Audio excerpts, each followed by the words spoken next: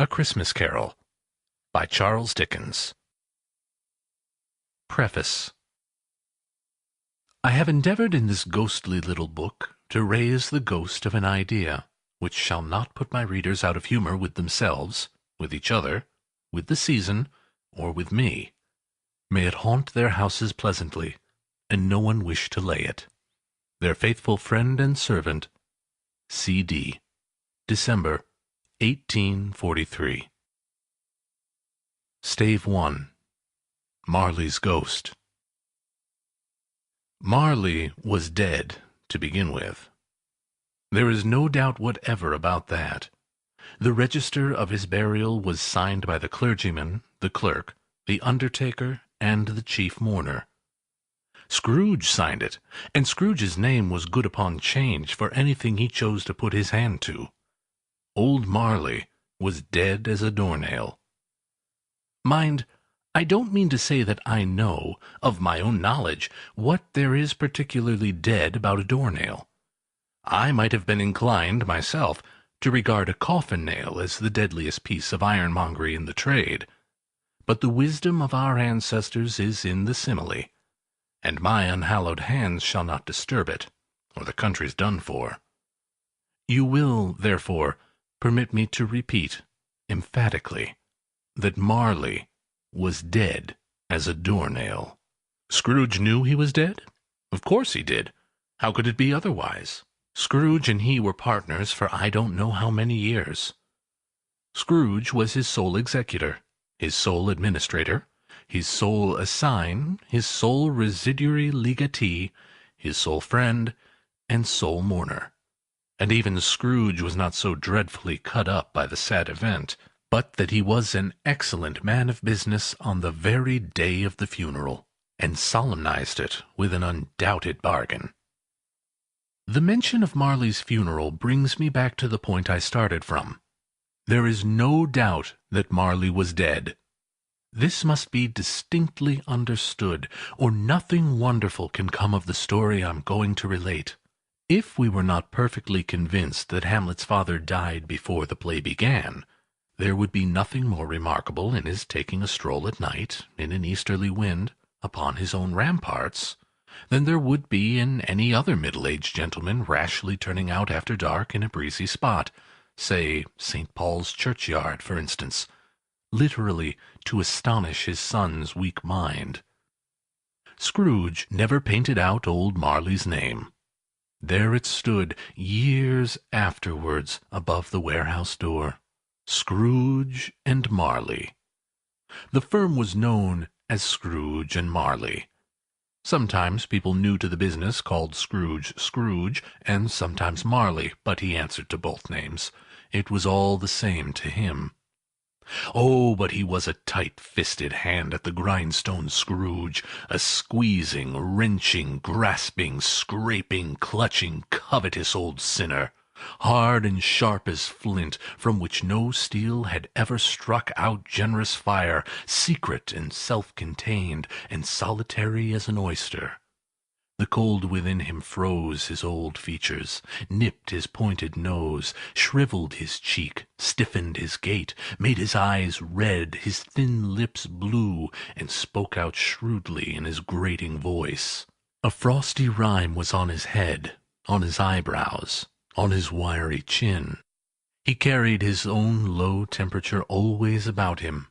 He iced his office in his dog days, and didn't thaw it 1 degree at Christmas.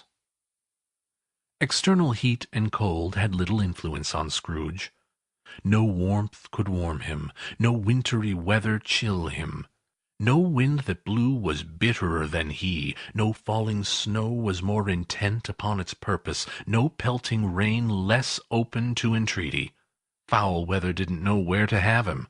The heaviest rain and snow and hail and sleet could boast of the advantage over him in only one respect. They often came down handsomely, and Scrooge never did. Nobody ever stopped him in the street to say, with gladsome looks, "My dear Scrooge, how are you? When will you come to see me?" No beggars implored him to bestow a trifle, no children asked him what it was o'clock, no man or woman ever once in his life inquired the way to such and such a place of Scrooge. Even the blind men's dogs appeared to know him, and when they saw him coming on, would tug their owners into doorways and up courts, and then would wag their tails as though they said, "No eye at all is better than an evil eye, dark master." But what did Scrooge care? It was the very thing he liked. To edge his way along the crowded paths of life, warning all human sympathy to keep its distance, was what the knowing ones called nuts to Scrooge. Once upon a time, of all the good days in the year, on Christmas Eve, old Scrooge sat busy in his counting-house. It was cold, bleak, biting weather, foggy withal, and he could hear the people in the court outside go wheezing up and down, beating their hands upon their breasts and stamping their feet upon the pavement stones to warm them. The city clocks had only just gone 3, but it was quite dark already. It had not been light all day. The candles were flaring in the windows of the neighboring offices, like ruddy smears upon the palpable brown air. The fog came pouring in at every chink and keyhole, and was so dense without that although the court was of the narrowest, the houses opposite were mere phantoms. To see the dingy cloud come drooping down, obscuring everything, one might have thought that nature lived hard by, and was brewing on a large scale. The door of Scrooge's counting-house was open, that he might keep his eye upon his clerk, who, in a dismal little cell beyond, a sort of tank, was copying letters. Scrooge had a very small fire, but the clerk's fire was so very much smaller that it looked like one coal. But he couldn't replenish it, for Scrooge kept the coal-box in his own room. And so, surely, as the clerk came in with the shovel, the master predicted that it would be necessary for them to part. Wherefore, the clerk put on his white comforter and tried to warm himself at the candle, in which effort, not being a man of strong imagination, he failed. "A Merry Christmas, Uncle! God save you!" cried a cheerful voice. It was the voice of Scrooge's nephew, who came upon him so quickly that this was the first intimation he had of his approach. "Bah!" said Scrooge. "Humbug!" He had so heated himself with rapid walking in the fog and frost, this nephew of Scrooge's, that he was all in a glow. His face was ruddy and handsome. His eyes sparkled, and his breath smoked again. "Christmas a humbug, uncle!" said Scrooge's nephew. "You don't mean that, I'm sure." "I do," said Scrooge. "Merry Christmas! What right have you to be merry? What reason have you to be merry? You're poor enough." "Come, then," returned his nephew gaily. "What right have you to be dismal? What reason have you to be morose? You're rich enough." Scrooge, having no better answer ready on the spur of the moment, said, "Bah!" again, and followed it up with, "Humbug!" "Don't be cross, uncle," said the nephew. "What else can I be?" returned the uncle. "When I live in such a world of fools as this. Merry Christmas! Out upon Merry Christmas! What's Christmas time to you but a time for paying bills without money? A time for finding yourself a year older, but not an hour richer? A time for balancing your books and having every item in 'em through round dozen of months presented dead against you?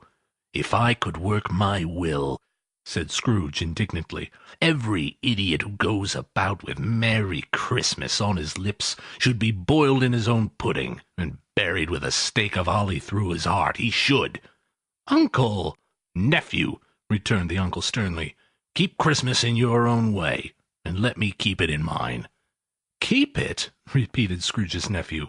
"But you don't keep it."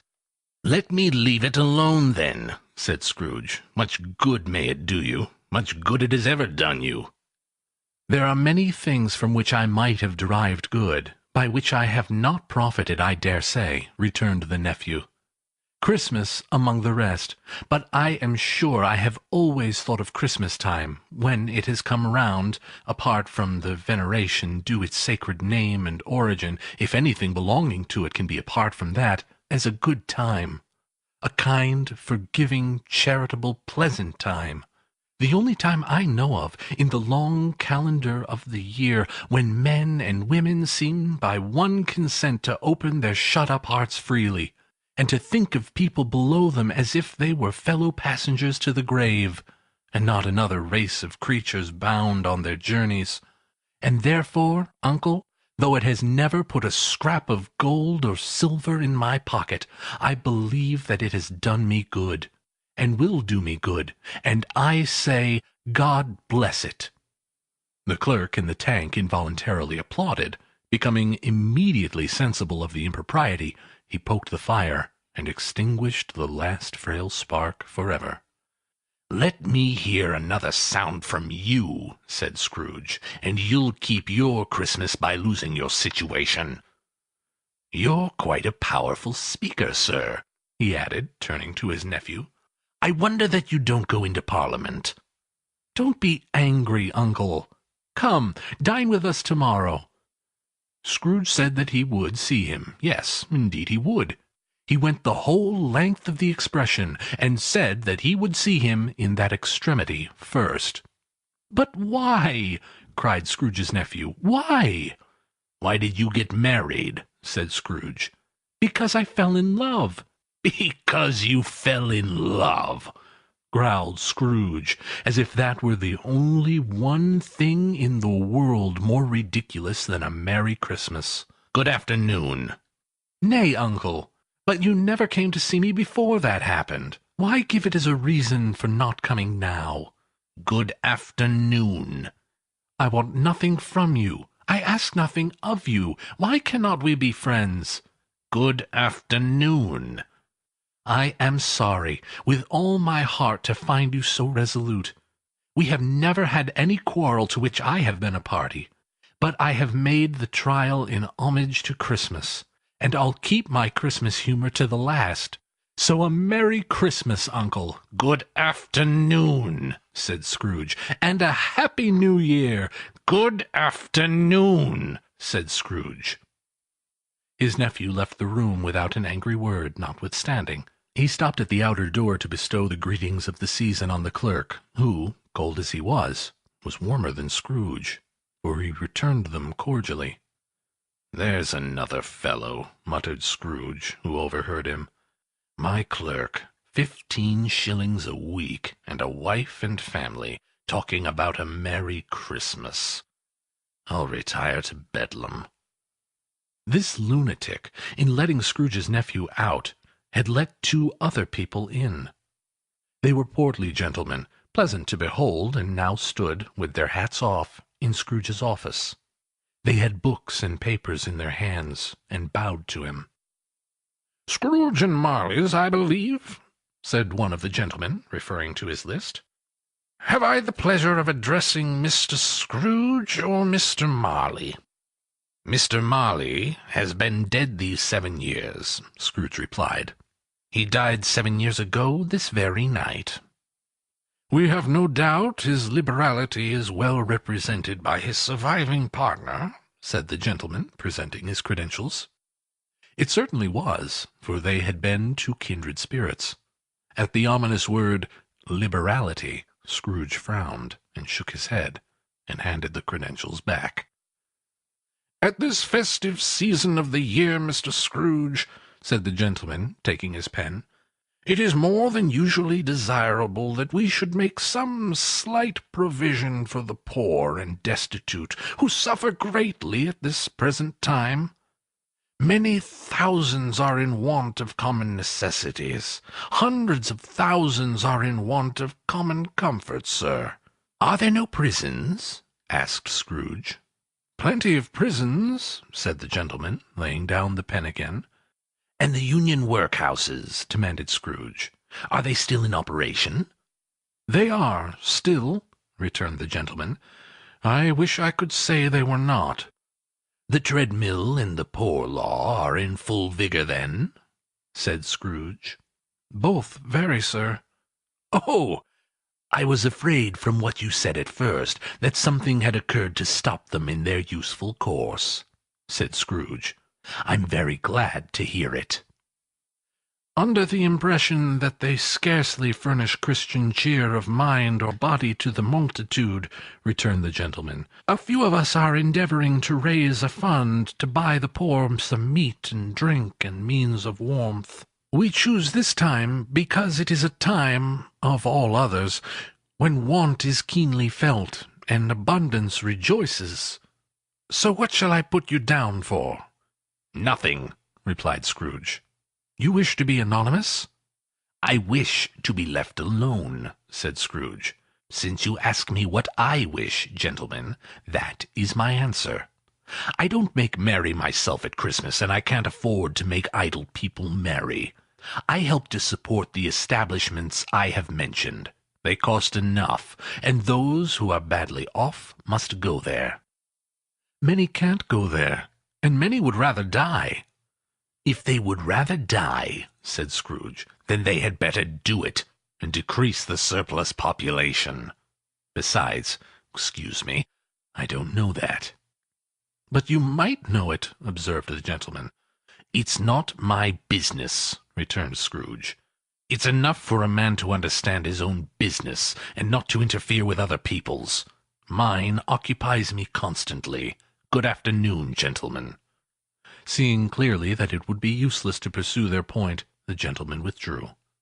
Scrooge resumed his labours with an improved opinion of himself, and in a more fastidious temper than was usual with him. Meanwhile, the fog and darkness thickened so that people ran about with flaring links, proffering their services to go before horses and carriages, and conduct them on their way. The ancient tower of a church, whose gruff old bell was always peeping slyly down at Scrooge out of a Gothic window in the wall, became invisible, and struck the hours and quarters in the clouds, with tremulous vibrations afterward, as if its teeth were chattering in its frozen head up there. The cold became intense.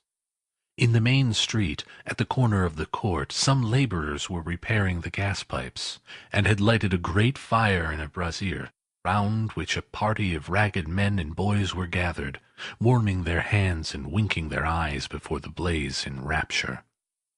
A water-plug being left in solitude, its overflowing sullenly congealed and turned to misanthropic ice. The brightness of the shops, where holly sprigs and berries crackled in the lamp heat of the windows, made pale faces ruddy as they passed. Poulterers' and grocers' trades became a splendid joke, a glorious pageant, with which it was next to impossible to believe that such dull principles as bargain and sale had anything to do. The Lord Mayor, in the stronghold of the mighty mansion house, gave orders to his 50 cooks and butlers to keep Christmas as the Lord Mayor's house should. And even the little tailor, whom he fined 5 shillings on the previous Monday for being drunk and bloodthirsty in the streets, stirred up tomorrow's pudding in his garret, while his lean wife and the baby sallied out to buy the beef. Foggier yet, and colder, piercing, searching, biting cold. If the good St. Dunstan had but nipped the evil spirit's nose with a touch of such weather as that, instead of using his familiar weapons, then indeed he would have roared to lusty purpose.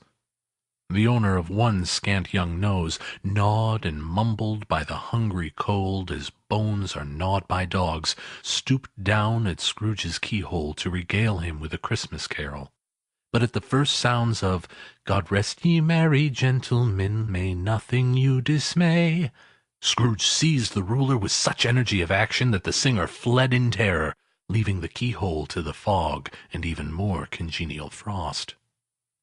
At length the hour of shutting up the counting-house arrived. With an ill will Scrooge dismounted from his stool, and tacitly admitted the fact to the expected clerk in the tank, who instantly snuffed his candle out and put on his hat. "You'll want all day tomorrow, I suppose?" said Scrooge. "If quite convenient, sir." "It's not convenient," said Scrooge, "and it's not fair. If I was to stop half a crown for it, you'd think yourself ill-used, I'll be bound." The clerk smiled faintly.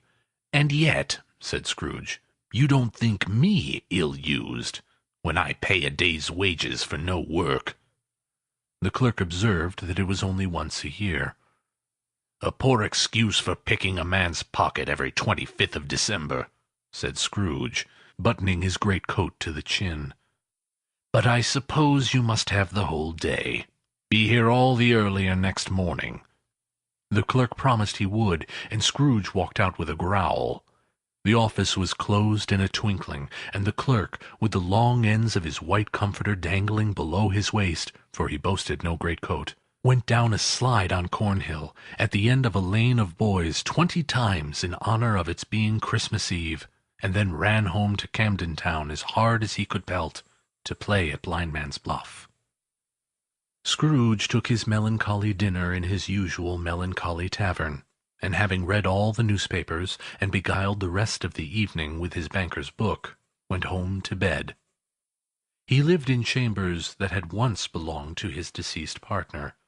They were a gloomy suite of rooms, in a lowering pile of building up a yard, where it had so little business to be that one could scarcely help fancying it must have run there when it was a young house, playing at hide-and-seek with other houses, and forgotten the way out again. It was old enough now, and dreary enough, for no one lived in it but Scrooge, the other rooms being all let out as offices. The yard was so dark that even Scrooge, who knew its every stone, was fain to grope with his hands. The fog and frost shone or hung about the black old gateway of the house, that it seemed as if the genius of the weather sat in mournful meditation on the threshold. Now, it is a fact that there was nothing at all particular about the knocker on the door, except that it was very large. It is also a fact that Scrooge had seen it night and morning during his whole residence in that place. Also, that Scrooge had as little of what is called fancy about him as any man in the city of London, even including, which is a bold word, the corporation, aldermen, and livery. Let it also be borne in mind that Scrooge had not bestowed one thought on Marley since his last mention of his 7 years dead partner that afternoon.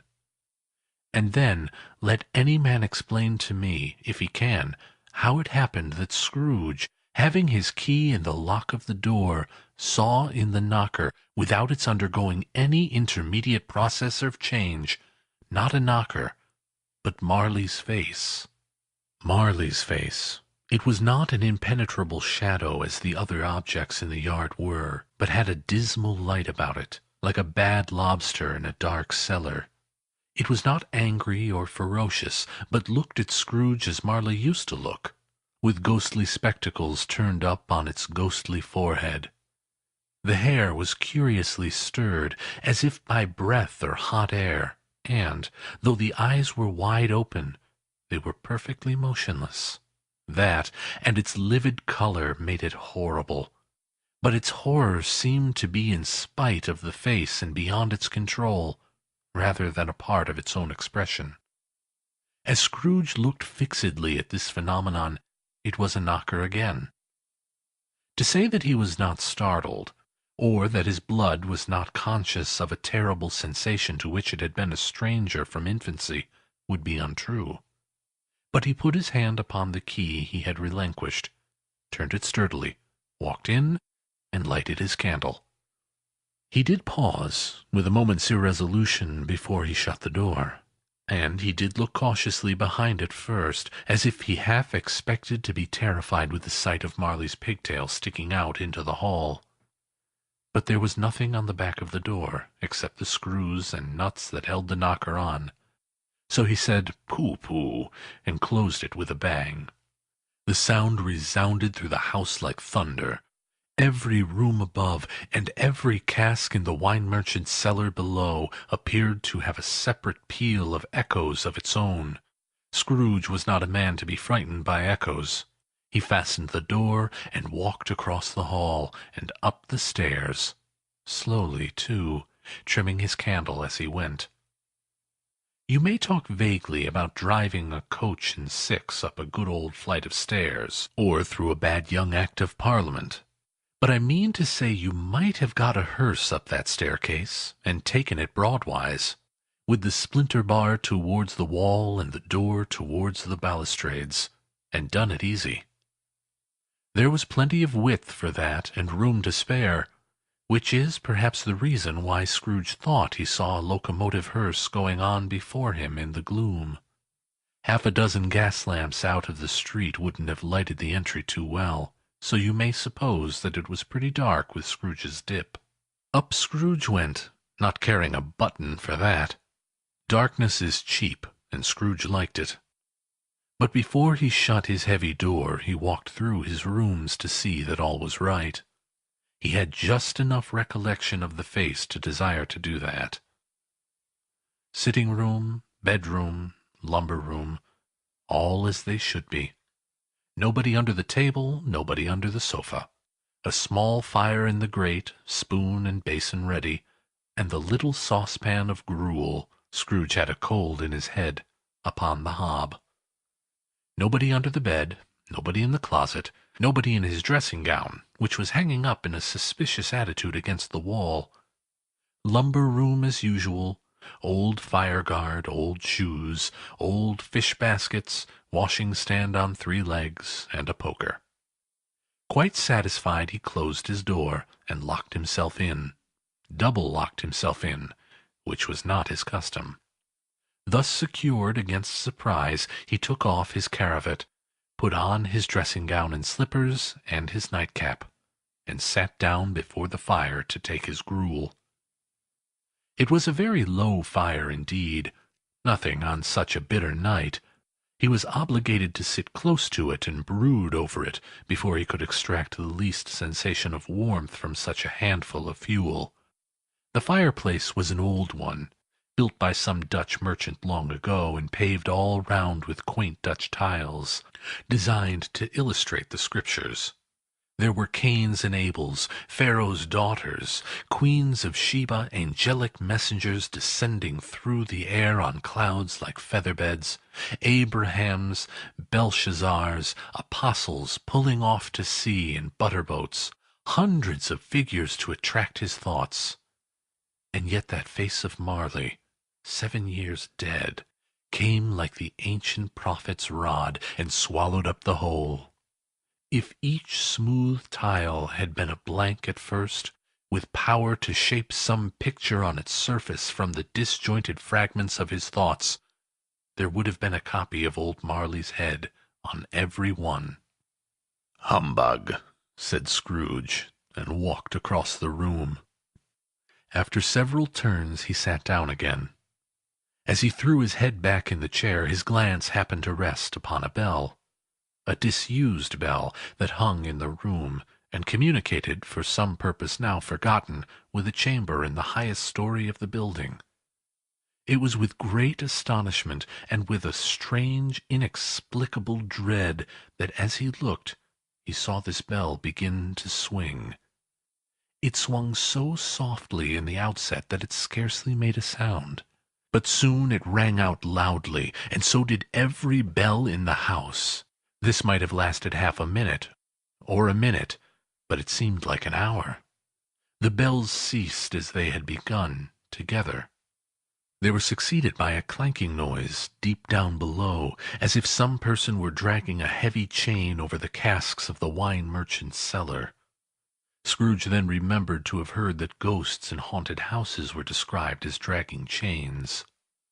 The cellar door flew open with a booming sound, and then he heard the noise much louder on the floors below. Then coming up the stairs. Then coming straight towards his door. "It's humbug still," said Scrooge. "I won't believe it." His colour changed, though, when, without a pause, it came on through the heavy door, and passed into the room before his eyes. Upon its coming in, the dying flame leaped up, as though it cried, "I know him! Marley's ghost!" and fell again. The same face, the very same. Marley in his pigtail, usual waistcoat, tights and boots, the tassels on the latter bristling like his pigtail, and his coat skirts, and the hair upon his head. The chain he drew was clasped about his middle. It was long and wound about him like a tail, and it was made, for Scrooge observed it closely, of cash-boxes, keys, padlocks, ledgers, deeds, and heavy purses wrought in steel.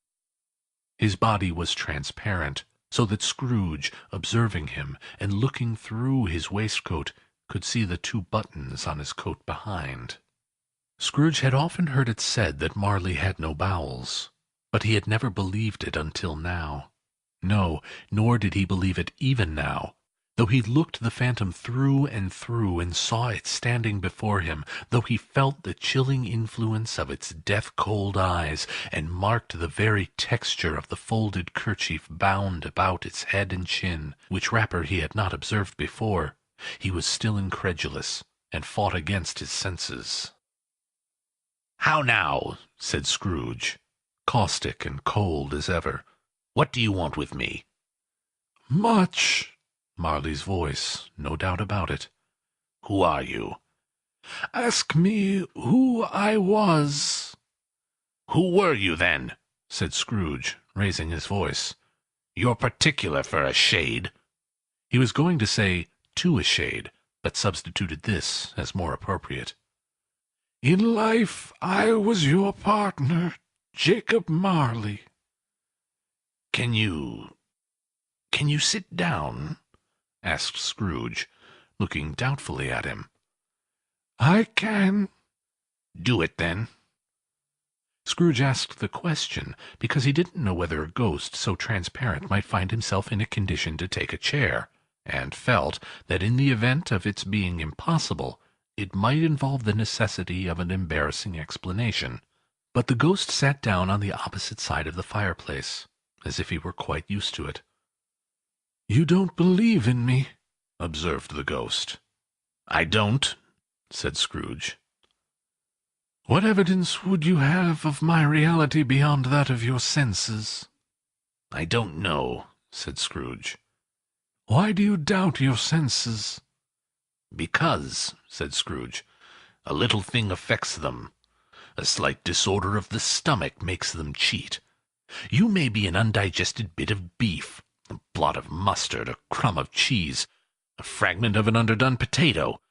There's more gravy than of grave about you, whatever you are." Scrooge was not much in the habit of cracking jokes, nor did he feel, in his heart, by any means waggish then. The truth is that he tried to be smart as a means of distracting his own attention, and keeping down his terror, for the spectre's voice disturbed the very marrow in his bones. To sit, staring at those fixed glazed eyes in silence for a moment, would play, Scrooge felt, the very deuce with him. There was something very awful, too, in the spectre's being provided with an infernal atmosphere of its own. Scrooge could not feel it himself, but this was clearly the case, for though the ghost sat perfectly motionless, its hair, and skirts and tassels were still agitated as by the hot vapour from an oven. "You see this toothpick," said Scrooge, returning quickly to the charge for the reason just assigned, and wishing, though it were only for a second, to divert the vision's stony gaze from himself. "I do," replied the ghost. "You're not looking at it." "But I see it," said the ghost, "notwithstanding." "Well," returned Scrooge, "I have but to swallow this, and be for the rest of my days persecuted by a legion of goblins, all of my own creation. Humbug, I tell you, humbug!"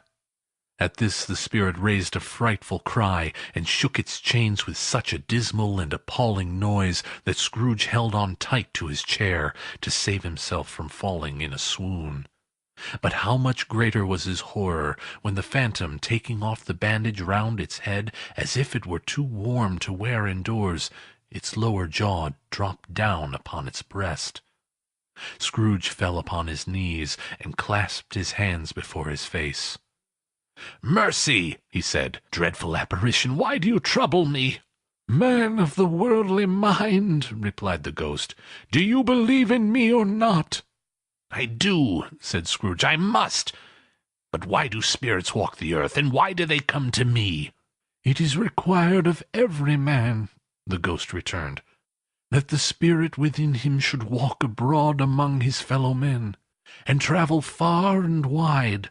And if that spirit goes not forth in life, it is condemned to do so after death, It is doomed to wander through the world. Oh, woe is me, and witness what it cannot share, but might have shared on earth, and turned to happiness." Again the spectre raised a cry, and shook its chains and wrung its shadowy hands. "You are fettered," said Scrooge, trembling. "Tell me why." "I wear the chain I forged in life," replied the ghost. "I made it link by link, and yard by yard. I girded it on of my own free will, and of my own free will I wore it. Is its pattern strange to you?" Scrooge trembled more and more. "Or would you know," pursued the ghost, "the weight and length of the strong coil you bear yourself? It was full as heavy and as long as this 7 Christmas Eves ago. You have labored on it since. It is a ponderous chain." Scrooge glanced about him on the floor, in the expectation of finding himself surrounded by some 50 or 60 fathoms of iron cable, but he could see nothing. "Jacob," he said imploringly, "old Jacob Marley, tell me more. Speak comfort to me, Jacob." "I have none to give," the ghost replied. "It comes from other regions, Ebenezer Scrooge, and is conveyed by other ministers to other kinds of men. Nor can I tell you what I would. A very little more is all permitted to me. I cannot rest. I cannot stay. I cannot linger anywhere. My spirit never walked beyond our counting-house. Mark me, in life my spirit never roved beyond the narrow limits of our money-changing hole, and weary journeys lie before me." It was a habit with Scrooge, whenever he became thoughtful, to put his hands in his breeches pockets. Pondering on what the ghost had said, he did so now, but without lifting up his eyes or getting off his knees. "You must have been very slow about it, Jacob," Scrooge observed, in a business-like manner, though with humility and deference. "Slow," the ghost repeated. 7 years dead," mused Scrooge, "and travelling all the time." "The whole time," said the ghost. "No rest, no peace, incessant torture of remorse." "You travel fast?" said Scrooge. "On the wings of the wind," replied the ghost. "You might have got over a great quantity of ground in 7 years," said Scrooge. The ghost, on hearing this, set up another cry, and clanked its chains so hideously in the dead silence of the night that the ward would have been justified in indicting it for a nuisance. "Oh, captive bound and double-ironed," cried the phantom, "not to know that ages of incessant labour by mortal creatures for this earth must pass into eternity before the good of which it is susceptible is all developed. Not to know that any Christian spirit working kindly in its little sphere, whatever it may be, will find its mortal life too short for its vast means of usefulness. Not to know that no space of regret can make amends for one's life's opportunity misused. Yet such was I. Oh, such was I." "But you are always a good man of business, Jacob," faltered Scrooge, who now began to apply this to himself. "Business!" cried the ghost, wringing its hands. "Mankind was my business. The common welfare was my business. Charity, mercy, forbearance, and benevolence were all my business. The dealings of my trade were but a drop of water in the comprehensive ocean of my business." It held up its chain at arm's length, as if that were the cause of all its unavailing grief, and flung it heavily upon the ground again. "At this time of the rolling year," the spectre said, "I suffer most. Why did I walk through crowds of fellow beings with my eyes turned down, and never raise them to that blessed star which led the wise men to a poor abode? Were there no poor homes to which its light would have conducted me?" Scrooge was very much dismayed to hear the spectre going on at this rate, and began to quake exceedingly. "Hear me!" cried the ghost. "My time is nearly gone." "I will," said Scrooge, "but don't be hard upon me. Don't be flowery, Jacob, pray." "How it is that I appear before you in a shape that you can see, I may not tell. I have sat invisible beside you many and many a day." It was not an agreeable idea. Scrooge shivered and wiped the perspiration from his brow. "That is no light part of my penance," pursued the ghost. "I am here tonight to warn you that you have yet a chance and hope of escaping my fate, a chance and hope of my procuring Ebenezer." "You were always a good friend to me," said Scrooge. "Thank ye." "You will be haunted," resumed the ghost, "by 3 spirits." Scrooge's countenance fell almost as low as the ghost's had done. "Is that the chance and hope you mentioned, Jacob?" he demanded in a faltering voice. "It is." I think I'd rather not," said Scrooge. "Without their visits," said the ghost, "you cannot hope to shun the path I tread. Expect the first tomorrow, when the bell tolls 1. "Couldn't I take them all at once, and have it over, Jacob?" hinted Scrooge. "Expect the second on the next night at the same hour. The third upon the next night, when the last stroke of 12 has ceased to vibrate. Look for me no more, and look that, for your own sake, you remember what has passed between us." When it had said these words, the spectre took its wrapper from the table, and bound it round its head as before. Scrooge knew this by the smart sound its teeth made when the jaws were brought together by the bandage. He ventured to raise his eyes again, and found his supernatural visitor confronting him in an erect attitude, with its chain wound over and about its arm. The apparition walked backward from him, and at every step it took, the window raised itself a little, so that when the spectre reached it, it was wide open. It beckoned Scrooge to approach, which he did. When they were within 2 paces of each other, Marley's ghost held up its hand, warning him to come no nearer. Scrooge stopped. Not so much in obedience as in surprise and fear, for on the raising of the hand he became sensible of confused noises in the air, incoherent sounds of lamentation and regret, wailings inexpressibly sorrowful and self-accusatory. The spectre, after listening for a moment, joined in the mournful dirge, and floated out upon the bleak, dark night. Scrooge followed to the window, desperate in his curiosity. He looked out. The air was filled with phantoms, wandering hither and thither in restless haste, and moaning as they went. Every one of them wore chains like Marley's ghost. Some few, they might be guilty governments, were linked together. None were free. Many had been personally known to Scrooge in their lives. He had been quite familiar with one old ghost, in a white waistcoat, with a monstrous iron safe attached to its ankle, who cried piteously at being unable to assist a wretched woman with an infant, whom it saw below upon a doorstep. The misery with them all was, clearly, that they sought to interfere for good in human matters, and had lost the power forever. Whether these creatures faded into mist, or mist enshrouded them, he could not tell, but they and their spirit voices faded together, and the night became as it had been when he walked home. Scrooge closed the window, and examined the door by which the ghost had entered.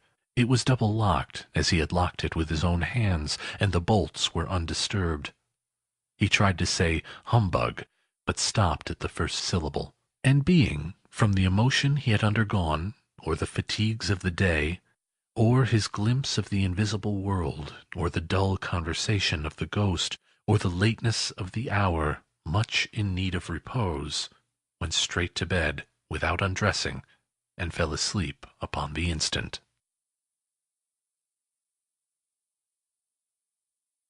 Stave 2. The first of the 3 spirits. When Scrooge awoke, it was so dark that looking out of bed he could scarcely distinguish the transparent window from the opaque walls of his chamber. He was endeavouring to pierce the darkness with his ferret eyes, when the chimes of a neighbouring church struck the 4 quarters. So he listened for the hour. To his great astonishment, the heavy bell went on from 6 to 7, and from 7 to 8, and regularly up to 12, then stopped. 12! It was past 2 when he went to bed. The clock was wrong. An icicle must have got into the works. 12! He touched the spring of his repeater to correct this most preposterous clock. Its rapid little pulse beat 12, and stopped. "Why, it isn't possible," said Scrooge, "that I can have slept through a whole day and far into another night. It isn't possible that anything has happened to the sun, and this is 12 at noon." The idea being an alarming one, he scrambled out of bed and groped his way to the window. He was obliged to rub the frost off with the sleeve of his dressing-gown before he could see anything, and could see very little then. All he could make out was that it was still very foggy and extremely cold, and that there was no noise of people running to and fro and making a great stir, as there unquestionably would have been if night had beaten off bright day and taken possession of the world. This was a great relief, because 3 days after sight of this first exchange pay to Mr. Ebenezer Scrooge or his order, and so forth, would have become a mere United States security if there were no days to count by. Scrooge went to bed again, and thought, and thought, and thought it over and over and over, and could make nothing of it. The more he thought, the more perplexed he was, and the more he endeavoured not to think, the more he thought. Marley's ghost bothered him exceedingly. Every time he resolved within himself, after mature inquiry, that it was all a dream, his mind flew back again, like a strong spring released, to its first position, and presented the same problem to be worked all through. Was it a dream, or not? Scrooge lay in this state until the chime had gone 3 quarters more, when he remembered, on a sudden, that the ghost had warned him of a visitation when the bell tolled 1. He resolved to lie awake until the hour had passed, and, considering that he could no more go to sleep than go to heaven, this was perhaps the wisest resolution in his power. The quarter was so long that he was more than once convinced he must have sunk into a doze unconsciously and missed the clock. At length it broke upon his listening ear. Ding-dong. 1/4 past, said Scrooge, counting. Ding-dong. 1/2 past, said Scrooge. Ding-dong. 1/4 to it, said Scrooge. Ding-dong. The hour itself, said Scrooge triumphantly, and nothing else.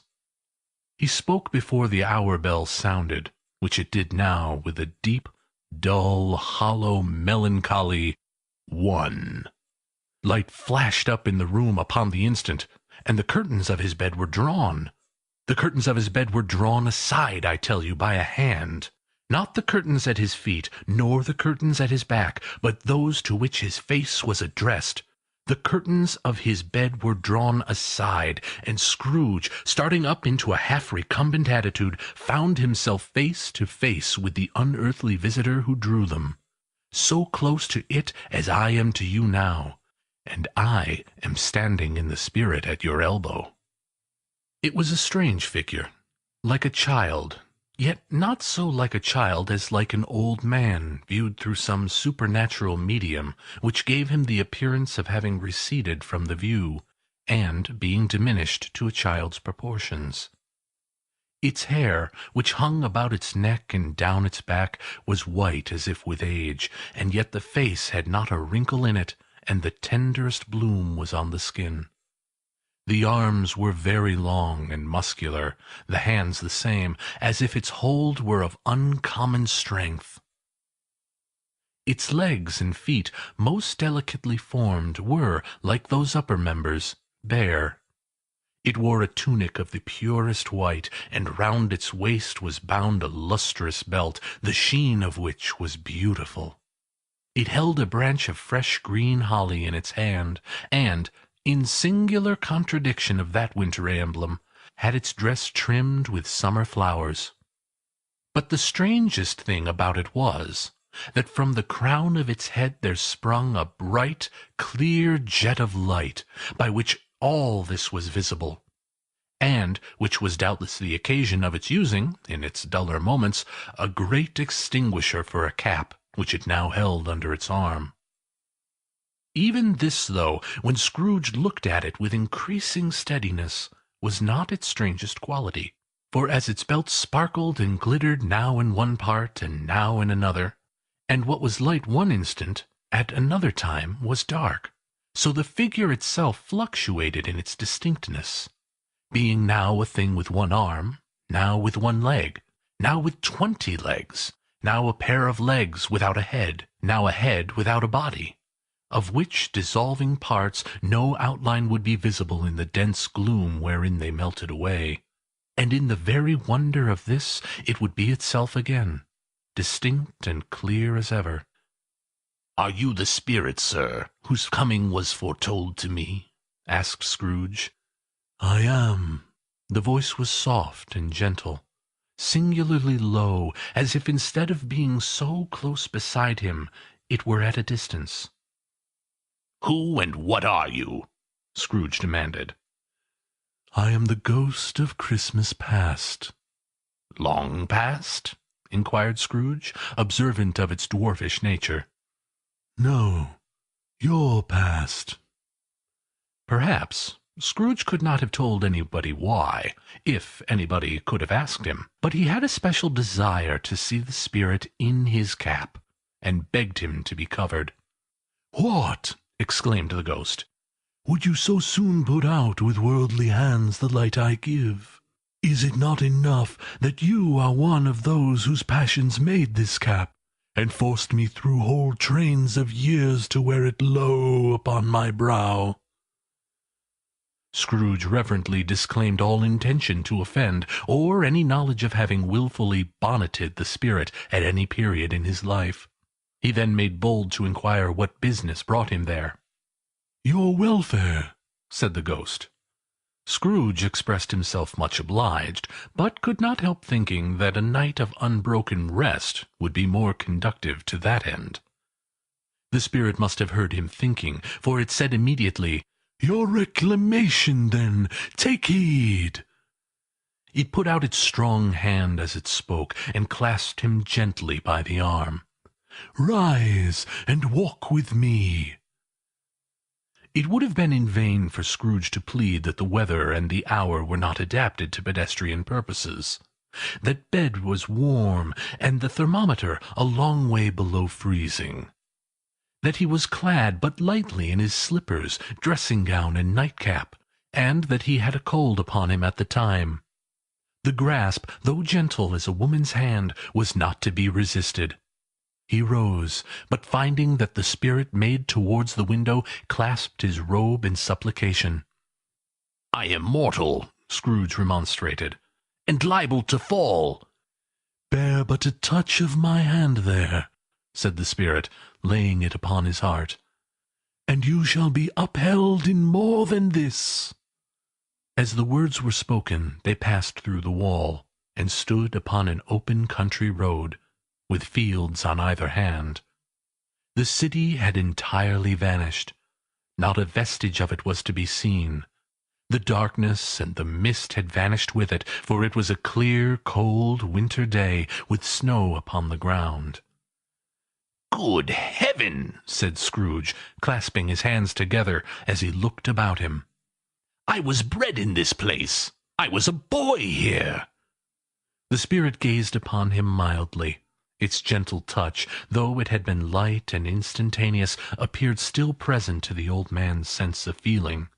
He was conscious of 1,000 odors floating in the air, each one connected with 1,000 thoughts, and hopes, and joys, and cares long, long forgotten. "Your lip is trembling," said the ghost. "And what is that upon your cheek?" Scrooge muttered, with an unusual catching in his voice, that it was a pimple, and begged the ghost to lead him where he would. "You recollect the way?"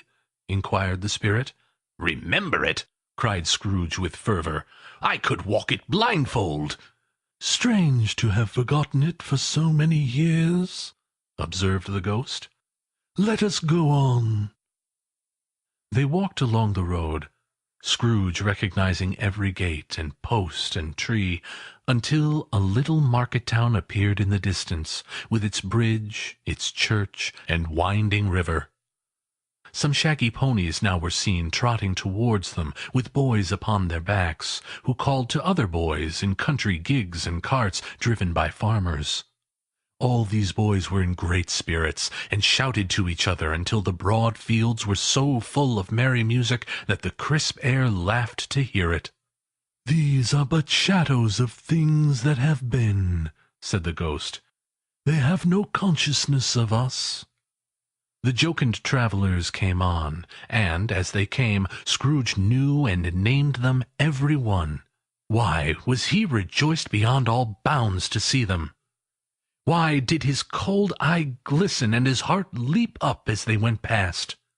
Why was he filled with gladness when he heard them give each other Merry Christmas as they parted at crossroads and byways for their several homes? What was Merry Christmas to Scrooge? Out upon Merry Christmas! What good had it ever done him? "The school is not quite deserted," said the ghost. "A solitary child, neglected by his friends, is left there still." Scrooge said he knew it, and he sobbed. They left the high road by a well-remembered lane, and soon approached a mansion of dull red brick, with a little weathercock-surmounted cupola on the roof, and a bell hanging in it.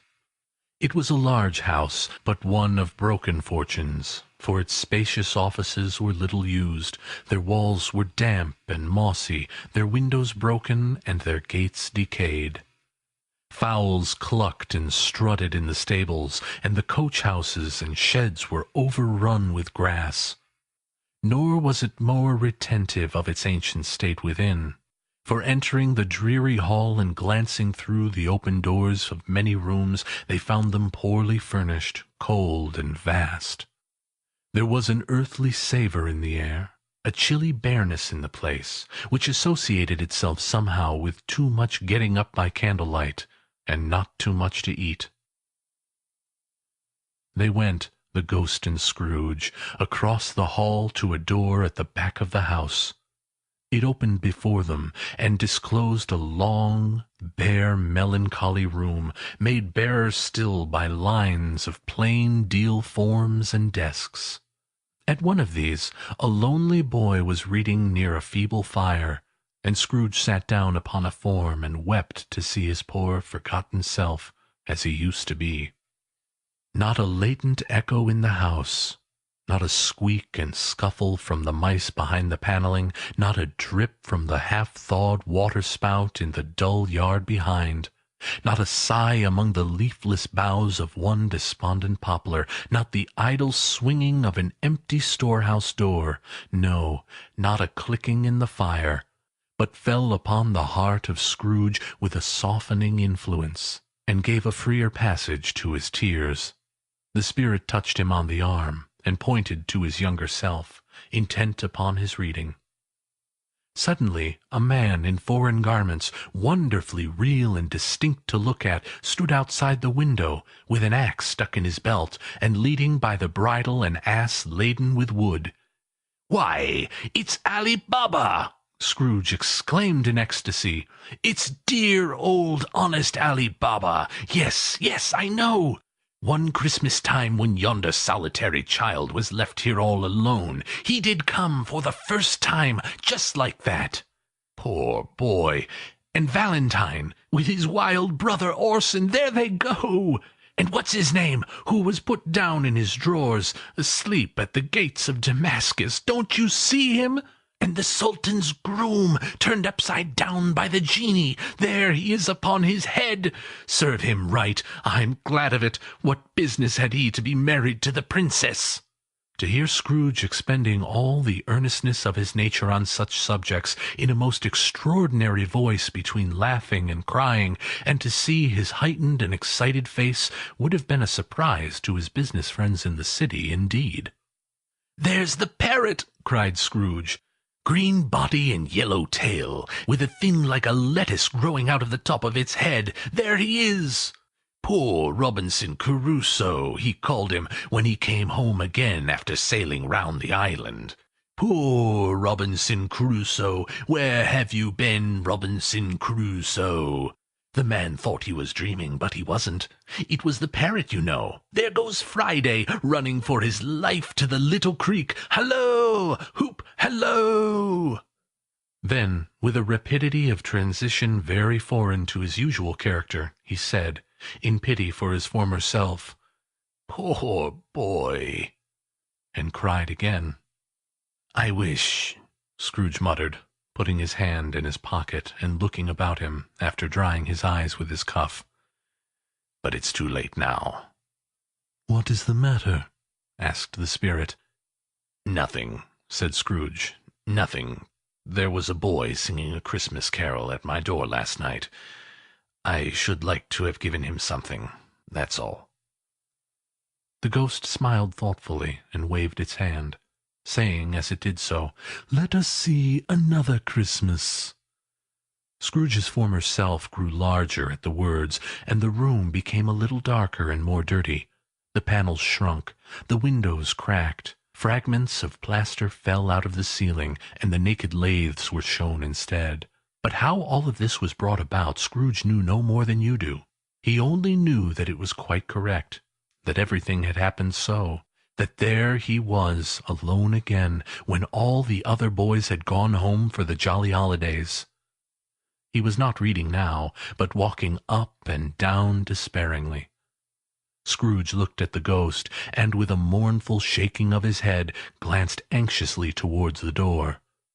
It opened, and a little girl, much younger than the boy, came darting in, and put her arms around his neck, and often kissing him, addressed him as her "dear, dear brother." "I have come to bring you home, dear brother," said the child, clapping her tiny hands, and bending down to laugh. "To bring you home, home, home." "Home, little Fan?" returned the boy. "Yes," said the child, brimful of glee. "Home, for good and all. Home for ever and ever.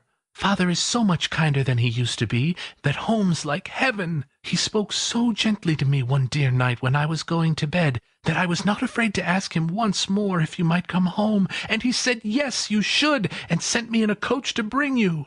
And you're to be a man," said the child, opening her eyes, "and are never to come back here, but first we're to be together all Christmas long, and have the merriest time in all the world." "You're quite a woman, little Fan," exclaimed the boy. She clapped her hands and laughed, and tried to touch his head, but being too little, laughed again, and stood on tiptoe to embrace him. Then she began to drag him, in her childish eagerness, towards the door, and he, nothing loath to go, accompanied her. A terrible voice in the hall cried, "Bring down Master Scrooge's box there!"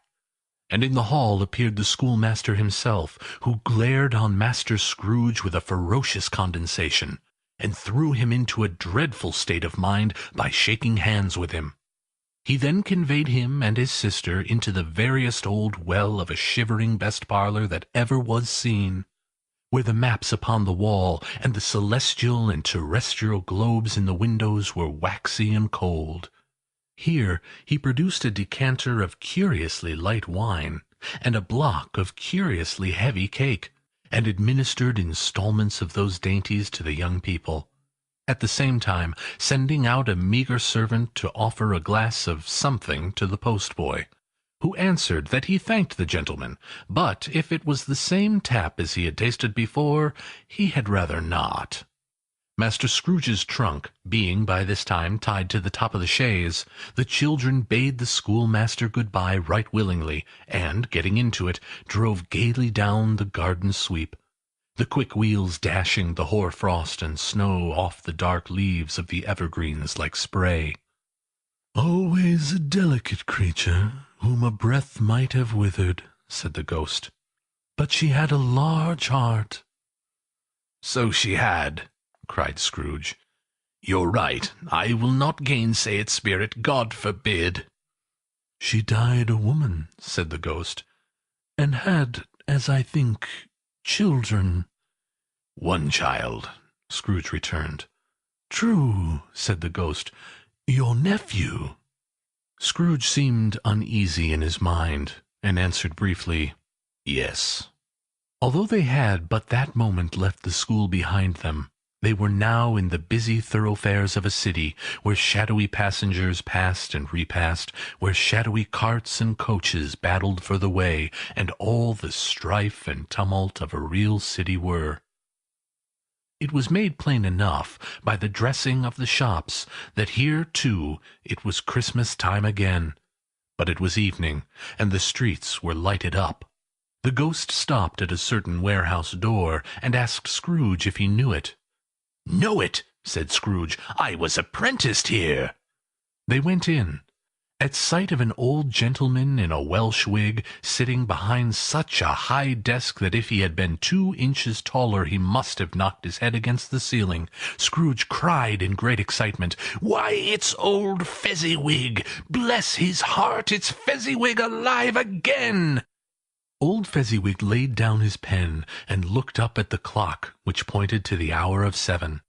He rubbed his hands, adjusted his capacious waistcoat, laughed all over himself from his shoes to his organ of benevolence, and called out in a comfortable, oily, rich, fat, jovial voice, "Yo-ho there! Ebenezer! Dick!"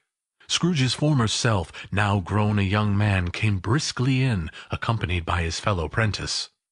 "Dick Wilkins, to be sure!" said Scrooge to the ghost. "Bless me, yes, there he is! He was very much attached to me, was Dick. Poor Dick! Dear, dear!"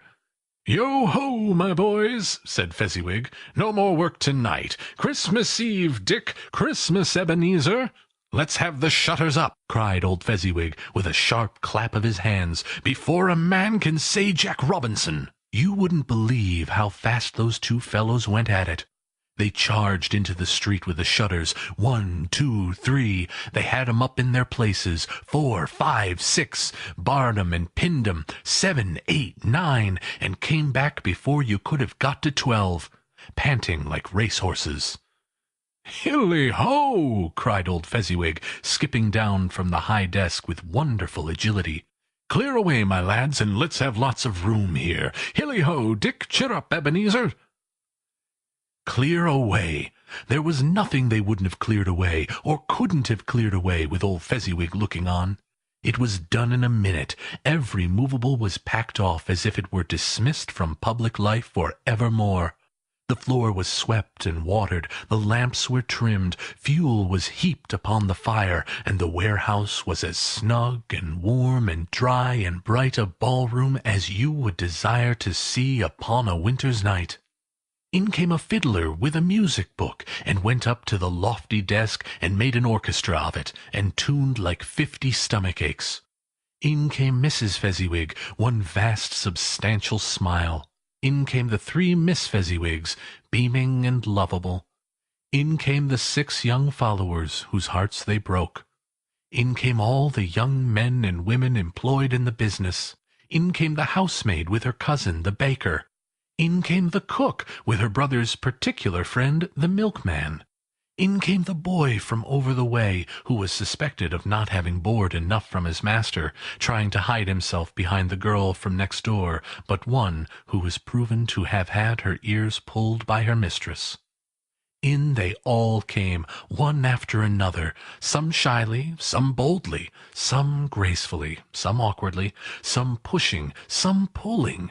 In they came anyhow and everyhow.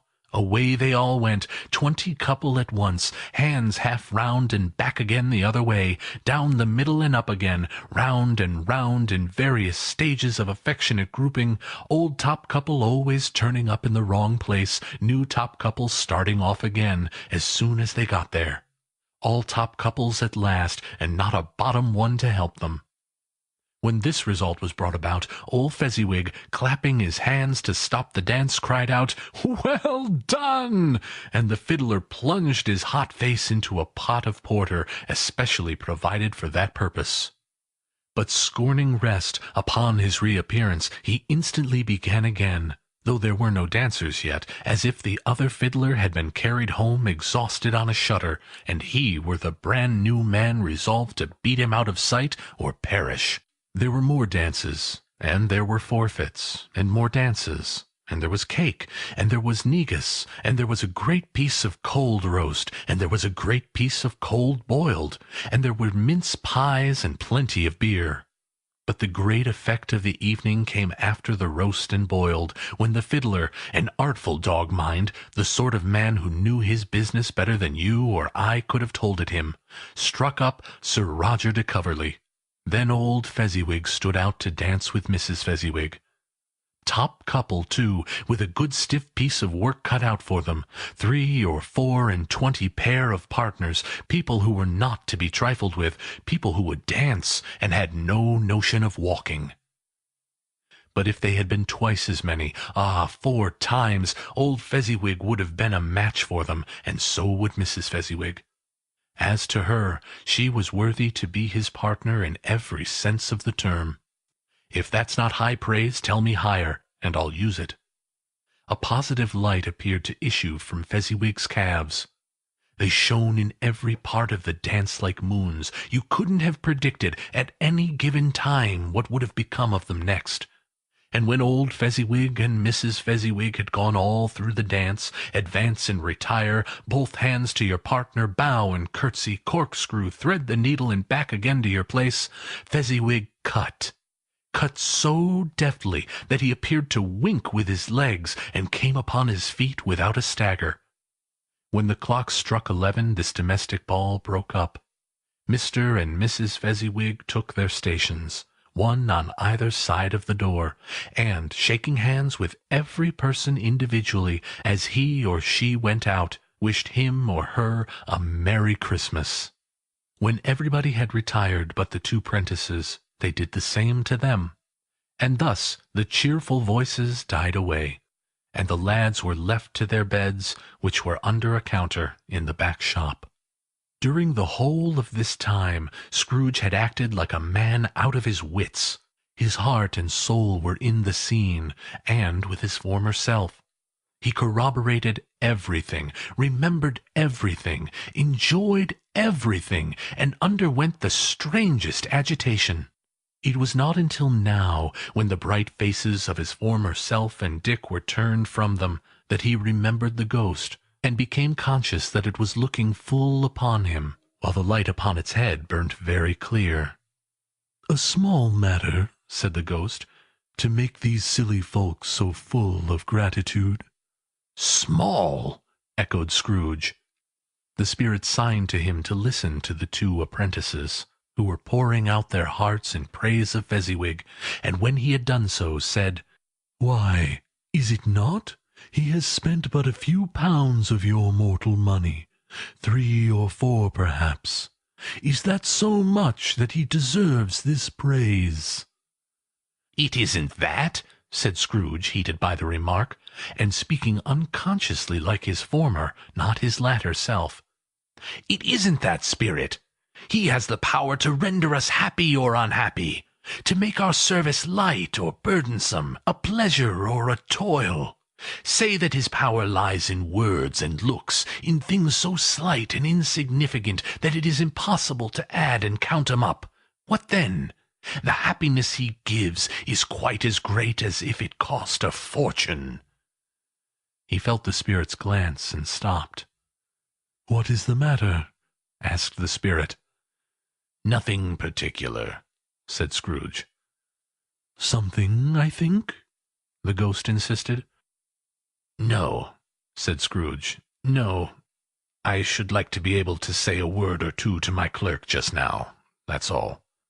His former self turned down the lamps as he gave utterance to the wish, and Scrooge and the ghost again stood side by side in the open air. "My time grows short," observed the spirit. "Quick!" This was not addressed to Scrooge, or to any one whom he could see, but it produced an immediate effect. For again Scrooge saw himself. He was older now, a man in the prime of his life. His face had not the harsh and rigid lines of later years, but it had begun to wear the signs of care and avarice. There was an eager, greedy, restless motion in the eye, which showed the passion that had taken root, and where the shadow of the growing tree would fall. He was not alone, but sat by the side of a fair young girl in a mourning dress, in whose eyes there were tears, which sparkled in the light that shone out of the ghost of Christmas past. "It matters little," she said softly. "To you, very little. Another idol has displaced me, and if it can cheer and comfort you in time to come, as I would have tried to, I have no just cause to grieve." "What idol has displaced you?" he rejoined.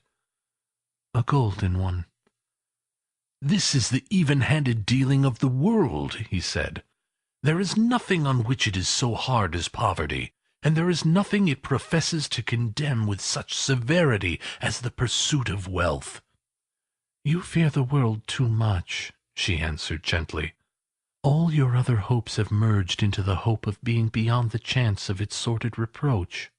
I have seen your nobler aspirations fall off one by one, until your master passion, gain, engrosses you. Have I not?" "What then?" he retorted. "Even if I have grown so much wiser, what then? I am not changed towards you." She shook her head. "Am I?" "Our contract is an old one. It was made when we were both poor and content to be so, until, in good season, we could improve our worldly fortune by our patient industry. You are changed. When it was made, you were another man." "I was a boy," he said impatiently. "Your own feeling tells you that you are not what you are," she returned.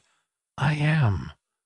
That which promised happiness when we were one in heart is fraught with misery now that we are two. How often and how keenly I have thought of this, I will not say. It is enough that I have thought of it, and can release you." "Have I ever sought release?" "In words, no, never." "In what, then?" "In a changed nature, in an altered spirit, in another atmosphere of life, another hope as its great end, in everything that made my love of any worth or value in your sight." "If this had never been between us," said the girl, looking mildly but with steadiness upon him, "tell me you would seek me out, and try to win me now." "Ah, no." He seemed to yield to the justice of this supposition in spite of himself, but he said with a struggle, "You think not?" "I would gladly think otherwise if I could," she answered. "Heaven knows! When I have learned a truth like this, I know how strong and irresistible it must be. But if you were free to-day, to-morrow, yesterday, can even I believe that you would choose a dowerless girl? You, who in your very confidence with her weigh everything by gain? Or, choosing her, if for a moment you were false enough to your one guiding principle to do so, do I not know that your repentance and regret would surely follow? I do, and I release you, with a full heart, for the love of him you once were." He was about to speak, but with her head turned from him, she resumed. "You may. The memory of what is past half makes me hope you will have pain in this. A very, very brief time, and you will dismiss the recollection of it gladly as an unprofitable dream from which it happened well that you awoke. May you be happy in the life you have chosen." She left him, and they parted.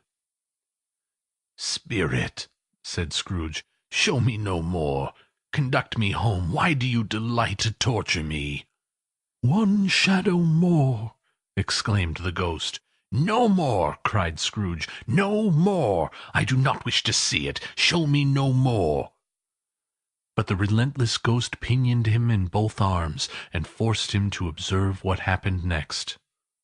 They were in another scene and place, a room, not very large or handsome, but full of comfort. Near to the winter fire sat a beautiful young girl, so like the last that Scrooge believed it was the same, until he saw her, now a comely matron, sitting opposite her daughter. The noise in this room was perfectly tumultuous, for there were more children there than Scrooge in his agitated state of mind could count. And, unlike the celebrated herd in the poem, they were not 40 children conducting themselves as one, but every child conducting itself like 40. The consequences were uproarious beyond belief, and no one seemed to care. On the contrary, the mother and daughter laughed heartily, and enjoyed it very much. And the latter, soon beginning to mingle in the sports, got pillaged by the young brigands most ruthlessly. What would I not have given to be one of them? Though I never could have been so rude. No, no, I wouldn't for the wealth of all the world have crushed that braided hair and torn it down. And for the precious little shoe I wouldn't have plucked it off, God bless my soul, to save my life.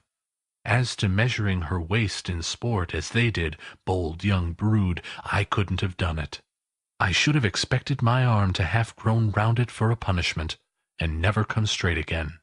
And yet I should have dearly liked, I own, to have touched her lips, to have questioned her, that she might have opened them, to have looked upon the lashes of her downcast eyes, and never raised a blush, to have let loose those waves of hair, an inch of which would be a keepsake beyond price. In short, I should have liked, I do confess, to have the lightest license of a child, and yet to have been man enough to know its value. But now a knocking at the door was heard, and such a rush immediately ensued that she, with laughing face and plundered dress, was borne towards it, the centre of a flushed and boisterous group, just in time to greet the father, who came home attended by a man laden with Christmas toys and presents. Then the shouting and the struggling and the onslaught that was made on the defenceless porter. The scaling him with chairs for ladders to dive into his pockets, despoil him of brown paper parcels, hold on tight by his cravat, hug him round his neck, pommel his back, and kick his legs in irrepressible affection. The shouts of wonder and delight at which the development of every package was received. The terrible announcement that the baby had been taken in the act of putting a doll's frying pan into his mouth, and was more than suspected of having swallowed a fictitious turkey glued on a wooden platter. The immense relief of finding this a false alarm. The joy and gratitude and ecstasy, they were all indescribable alike. It is enough that by degrees the children and their emotions got out of the parlour, and by one stair at a time up to the top of the house, where they went to bed, and so subsided. And now Scrooge looked on more attentively than ever, when the master of the house, having his daughter leaning fondly on him, sat down with her and her mother at his own fireside. And when he thought that such another creature, quite as graceful and as full of promise, might have called him father, and been a springtime in the haggard winter of his life, his sight grew very dim indeed. "Belle," said the husband, turning to his wife with a smile, "I saw an old friend of yours this afternoon." "Who was it?" "Guess." "How can I? Tut, don't I know?" she added in the same breath, laughing as he laughed. "Mr. Scrooge!" Mr. Scrooge it was! I passed his office window, and as it was not shut up, and he had a candle inside, I could scarcely help seeing him. His partner lies upon the point of death, I hear, and there he sat alone, quite alone in the world, I do believe. "Spirit," said Scrooge in a broken voice, "remove me from this place." "I told you these were shadows of the things that have been," said the ghost, "that they are what they are. Do not blame me." "Remove me!" Scrooge exclaimed. "I cannot bear it." He turned upon the ghost, and seeing that it looked upon him with a face in which some strange way there were fragments of all the faces it had shown him, wrestled with it. Leave me! Take me back! Haunt me no longer! In the struggle, if that can be called a struggle in which the ghost, with no visible resistance on its own part, was undisturbed by any effort of its adversary, Scrooge observed that its light was burning high and bright, and dimly connecting that with its influence over him, he seized the extinguisher cap, and by a sudden action pressed it down upon its head. The spirit dropped beneath it, so that the extinguisher covered its whole form. But, though Scrooge pressed it down with all his force, he could not hide the light, which streamed from under it in an unbroken flood upon the ground. He was conscious of being exhausted, and overcome by an irresistible drowsiness, and, further, of being in his own bedroom. He gave the cap a parting squeeze, in which his hand relaxed, and had barely time to reel to bed before he sank into a heavy sleep.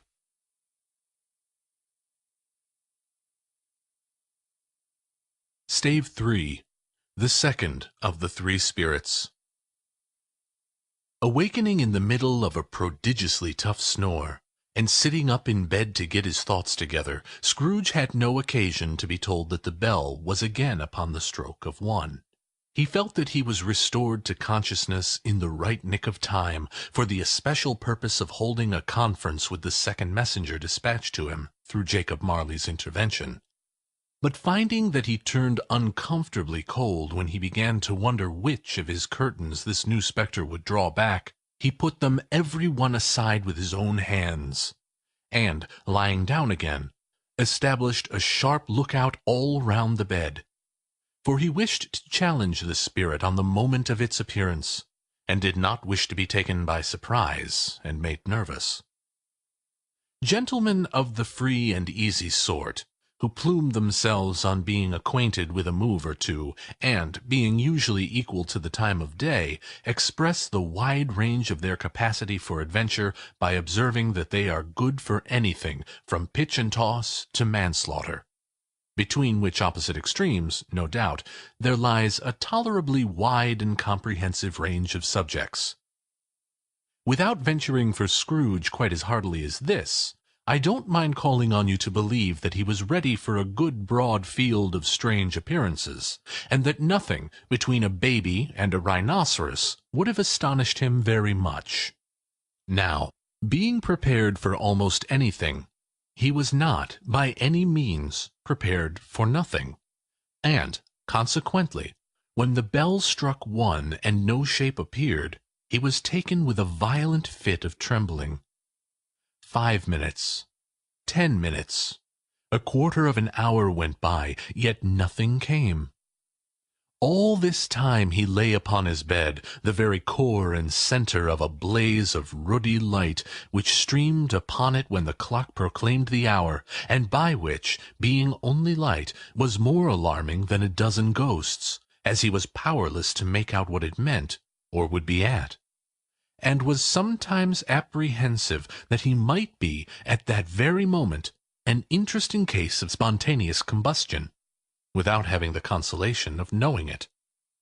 At last, however, he began to think, as you or I would have thought at first, for it is always the person and not the predicament who knows what ought to have been done in it, and would unquestionably have done to it. At last, I say, he began to think that the source and secret of this ghostly light might be in the adjoining room, from whence, on further tracing it, it seemed to shine. This idea taking full possession of his mind, he got up softly and shuffled in his slippers to the door. The moment Scrooge's hand was on the lock, a strange voice called to him by his name, and bade him enter. He obeyed. It was his own room, there was no doubt about that, but it had undergone a surprising transformation. The walls and ceiling were so hung with living green that it looked a perfect grove, from every part of which bright gleaming berries glistened.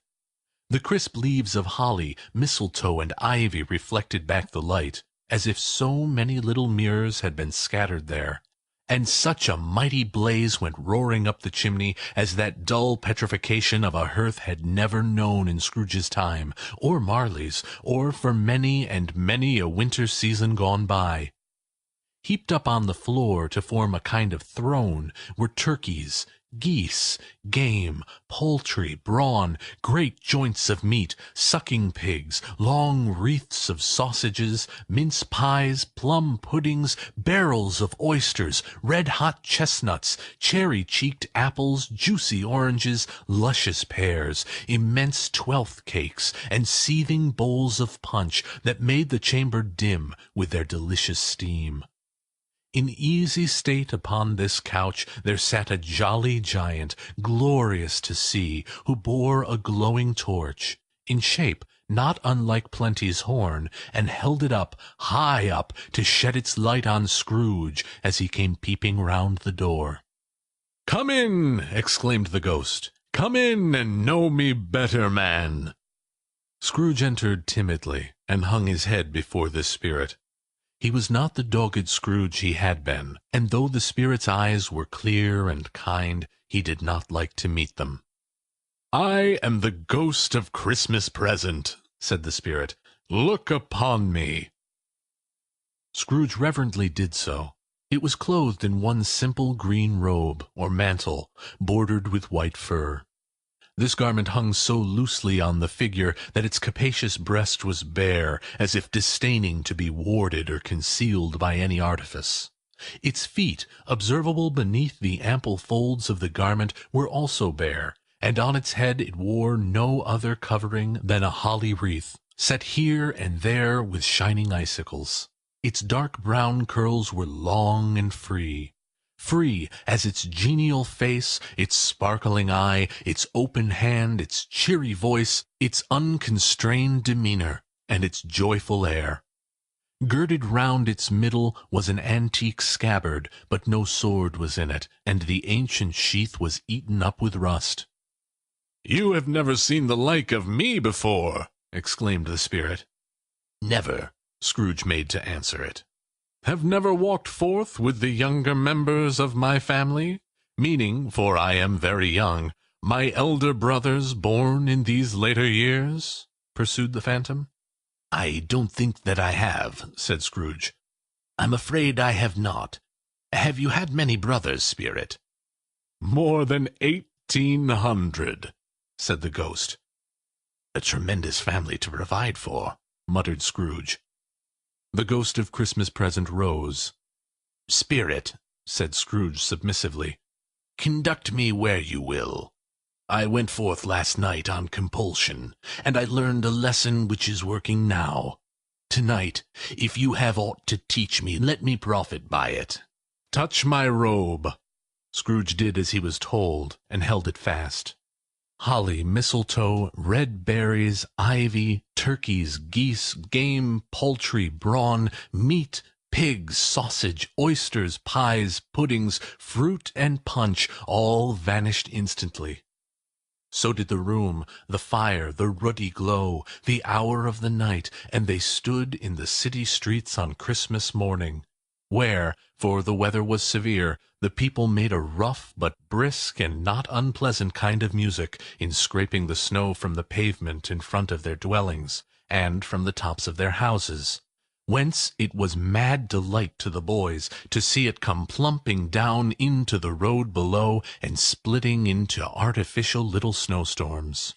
The house fronts looked black enough, and the windows blacker, contrasting with the smooth white sheet of snow upon the roofs, and with the dirtier snow upon the ground, which last deposit had been ploughed up in deep furrows by the heavy wheels of carts and wagons, furrows that crossed and recrossed each other hundreds of times, where the great streets branched off, and made intricate channels hard to trace in the thick yellow mud and icy water. The sky was gloomy, and the shortest streets were choked up with a dingy mist, half thawed, half frozen, whose heavier particles descended in a shower of sooty atoms, as if all the chimneys in Great Britain had, by one consent, caught fire and were blazing away to their dear hearts' content.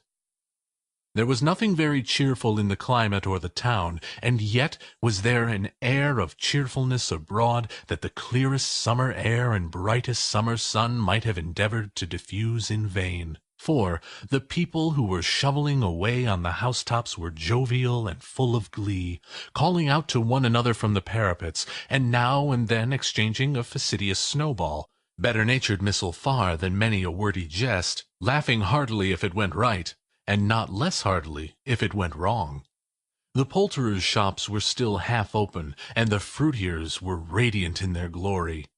There were great, round, pot-bellied baskets of chestnuts, shaped like the waistcoats of jolly old gentlemen, lolling at the doors, and tumbling out into the street in their apoplectic opulence. There were ruddy, brown-faced, broad-girthed Spanish onions, shining in the fatness of their growth like Spanish friars, and winking from their shelves in wanton slyness at the girls as they passed by and glanced demurely at the hung-up mistletoe. There were pears and apples, clustered high in blooming pyramids. There were bunches of grapes, made, in the shopkeeper's benevolence, to dangle from conspicuous hooks, that people's mouths might water gratis as they passed. There were piles of filberts, mossy and brown, recalling, in their fragrance, ancient walks among the woods, and pleasant shufflings ankle-deep through withered leaves. There were Norfolk biffins, squat and swarthy, setting off the yellow of the oranges and lemons, and, in the great compactness of their juicy persons, urgently entreating and beseeching to be carried home in paper bags and eaten after dinner. There were very gold and silver fish set forth among these choice fruits in a bowl, though members of a dull and stagnant-blooded race appeared to know that there was something going on, and, to a fish, went swimming round and round in their little world in slow and passionless excitement. The grocers, oh, the grocers, nearly closed with perhaps 2 shutters down, or 1, but through those gaps such glimpses! It was not alone that the scales descending on the counter made a merry sound, or that the twine and roller parted company so briskly, or that the canisters were rattled up and down like juggling tricks, or even that the blended scents of tea and coffee were so grateful to the nose, or even that the raisins were so plentiful and rare, the almonds so extremely white, the sticks of cinnamon so long and straight, the other spices so delicious, the candied fruit so caked and spotted with molten sugar as to make the coldest lookers-on feel faint and subsequently bilious. Nor was it that the figs were moist and pulpy, or that the French plums blushed in modest tartness from their highly decorated boxes, or that everything was good to eat and in its Christmas dress. But the customers were all so hurried and so eager in the hopeful promise of the day that they tumbled up against each other at the door, crashing their wicker baskets wildly, and left their purchases upon the counter and came running back to fetch them, and committed hundreds of the like mistakes in the best humor possible, while the grocer and his people were so frank and fresh that the polished hearts with which they fastened their aprons behind might have been their own, worn outside for general inspection, and for Christmas daws to peck at if they chose. But soon the steeples called good people all to church and chapel, and away they came, flocking through the streets in their best clothes and with their gayest faces. And at the same time there emerged from scores of by-streets, lanes, and nameless turnings innumerable people, carrying their dinners to the bakers' shops. The sight of these poor revellers appeared to interest the spirit very much, for he stood with Scrooge beside him in a baker's doorway, and taking off the covers as their bearers passed, sprinkled incense on their dinners from his torch. And it was a very uncommon kind of torch, for once or twice, when there were angry words between some dinner-carriers who had jostled each other, he shed a few drops of water on them from it, and their good humour was restored directly, for they said it was a shame to quarrel upon Christmas Day. And it was. God love it, so it was. In time the bells ceased, and the bakers were shut up, And yet there was a genial shadowing forth of all these dinners and the progress of their cooking in the thawed blotch of wet above each baker's oven, where the pavement smoked as if its stones were cooking too. "Is there a peculiar flavour in what you sprinkle from your torch?" asked Scrooge. "There is. My own." "Would it apply to any kind of dinner on this day?" asked Scrooge. "To any kindly given, to a poor one most." "Why to a poor one most?" asked Scrooge. "Because it needs it most." "Spirit," said Scrooge after a moment's thought, "I wonder you, of all the beings in the many worlds about us, should desire to cramp these people's opportunities of innocent enjoyment." "I!" cried the spirit. "You would deprive them of their means of dining every 7th day, often the only day on which they can be said to dine at all," said Scrooge. "Wouldn't you?" "I!" cried the spirit. "You seek to close these places on the 7th day?" said Scrooge. "And it comes to the same thing." "I seek!" exclaimed the spirit. "Forgive me if I am wrong. It has been done in your name, or at least in that of your family," said Scrooge. "There are some upon this earth of yours," returned the spirit, "who lay claim to know us, and who do their deeds of passion, pride, ill will, hatred, envy, bigotry, and selfishness in our name, who are as strange to us and all our kith and kin as if they had never lived. Remember that, and charge their doings on themselves, not us." Scrooge promised that he would, and they went on, invisible, as they had been before, into the suburbs of the town. It was a remarkable quality of the ghost, which Scrooge had observed at the baker's, that notwithstanding his gigantic size, he could accommodate himself to any place with ease, and that he stood beneath a low roof quite as gracefully and like a supernatural creature as it was possible he could have done in any lofty hall.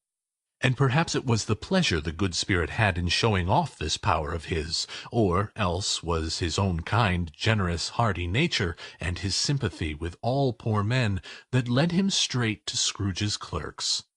For there he went, and took Scrooge with him, holding to his robe, and on the threshold of the door the spirit smiled, and stopped to bless Bob Cratchit's dwelling with the sprinkling of his torch. Think of that! Bob had but 15 bob a week himself. He pocketed on Saturdays but 15 copies of his Christian name, and yet the ghost of Christmas present blessed his 4-roomed house. Then up rose Mrs. Cratchit, Cratchit's wife, dressed out but poorly in a twice-turned gown, but brave in ribbons, which are cheap and make a goodly show for 6d.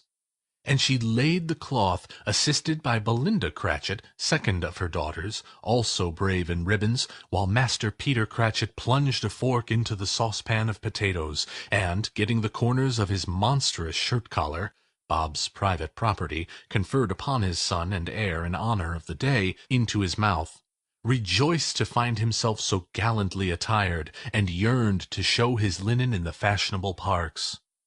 And now 2 smaller Cratchits, boy and girl, came tearing in, screaming that outside the baker's they had smelt the goose, and known it for their own, and basking in luxurious thoughts of sage and onion, these young Cratchits danced about the table, and exalted Master Peter Cratchit to the skies, while he, not proud, although his collars nearly choked him, blew the fire, until the slow potatoes, bubbling up, knocked loudly at the saucepan lid to be let out and peeled.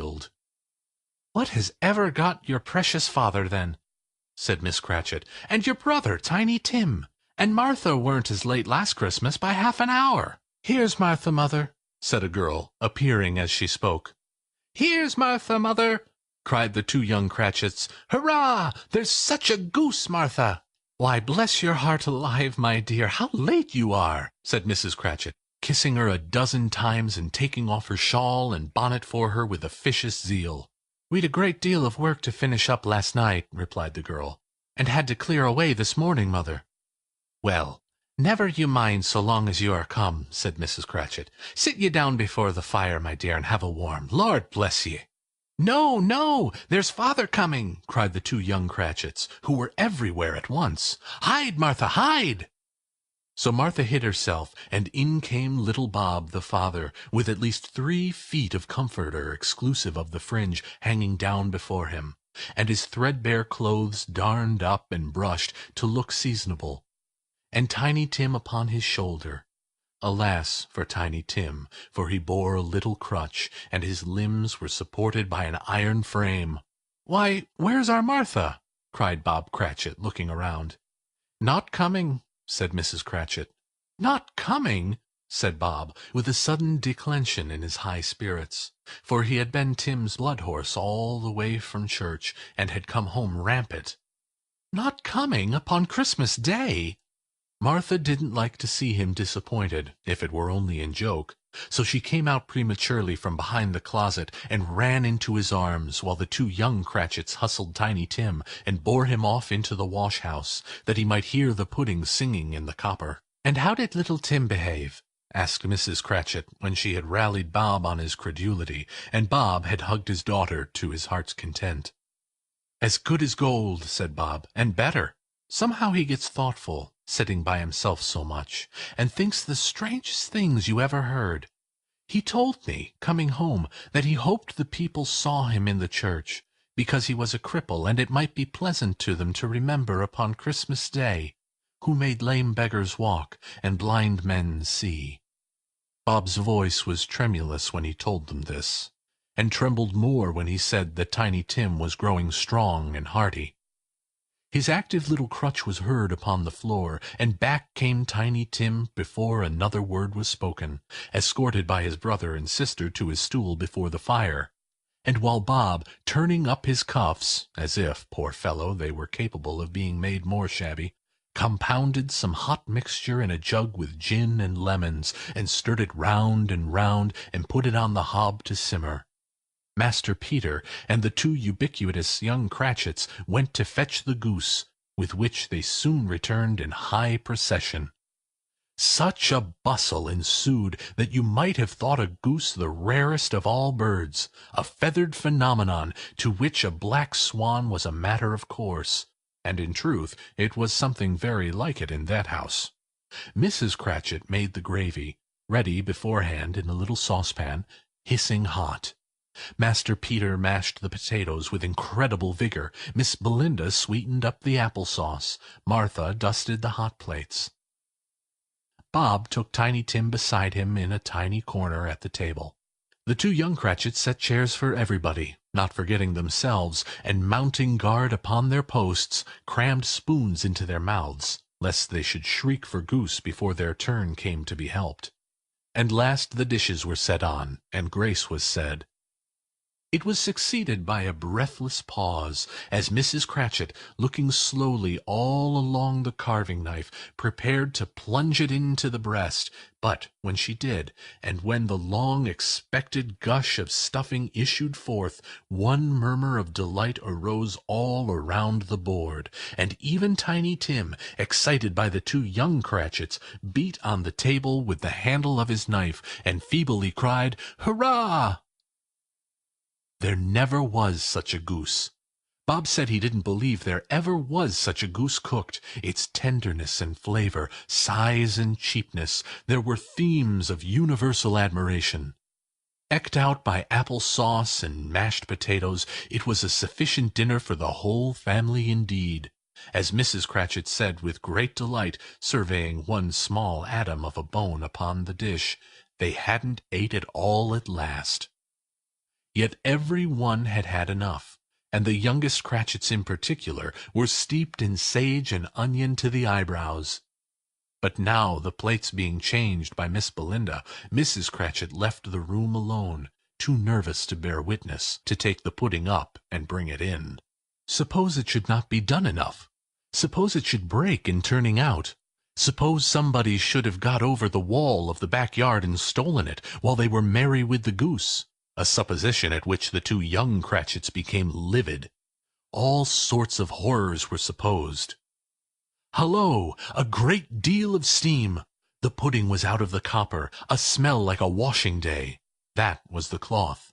A smell like an eating-house, and a pastry-cook's next door to each other, with a laundress's next door to that. That was the pudding. In half a minute Mrs. Cratchit entered, flushed but smiling proudly, with the pudding, like a speckled cannon-ball so hard and firm, blazing in half a quartern of ignited brandy, and bedight with Christmas holly stuck into the top. "Oh, a wonderful pudding!" Bob Cratchit said, and calmly, too, that he regarded it as the greatest success achieved by Mrs. Cratchit since their marriage. Mrs. Cratchit said that now the weight was off her mind, she would confess she had had her doubts about the quantity of flour. Everybody had something to say about it, but nobody said or thought it was at all a small pudding for a large family. It would have been flat heresy to do so. Any Cratchit would have blushed to hint at such a thing. At last the dinner was all done. The cloth was cleared, the hearth swept, and the fire made up. The compound in the jug being tasted and considered perfect, apples and oranges were put upon the table, and a shovelful of chestnuts on the fire. Then all the Cratchit family drew round the hearth, in what Bob Cratchit called a circle, meaning a half one, and at Bob Cratchit's elbow stood the family display of glass, 2 tumblers, and a custard cup without a handle. These held the hot stuff from the jug, however, as well as golden goblets would have done, and Bob served it out with beaming looks, while the chestnuts on the fire sputtered and cracked noisily. Then Bob proposed, "A Merry Christmas to us all, my dears. God bless us," which the family re-echoed. "God bless us, every one," said Tiny Tim, the last of all. He sat very close to his father's side upon his little stool. Bob held his withered little hand in his, as if he loved the child and wished to keep him by his side, and dreaded that he might be taken from him. "Spirit," said Scrooge, with an interest he had never felt before, "tell me if Tiny Tim will live." "I see a vacant seat," replied the ghost, "in the poor chimney corner, and a crutch without an owner, carefully preserved. If these shadows remain unaltered by the future, the child will die." "No, no," said Scrooge. "Oh, no, kind spirit, say he will be spared." "If these shadows remain unaltered by the future, none other of my race," returned the ghost, "will find him here." "What then? If he be like to die, he had better do it, and decrease the surplus population." Scrooge hung his head to hear his own words quoted by the spirit, and was overcome with penitence and grief. "Man," said the ghost, "if man you be in heart, not adamant, forbear that wicked cant until you have discovered what the surplus is, and where it is. Will you decide what men shall live, what men shall die? It may be that in the sight of heaven you are more worthless and less fit to live than millions like this poor man's child. Good God, to hear the insect on the leaf pronouncing on too much life among his hungry brothers in the dust." Scrooge bent before the ghost's rebuke, and trembling cast his eyes upon the ground.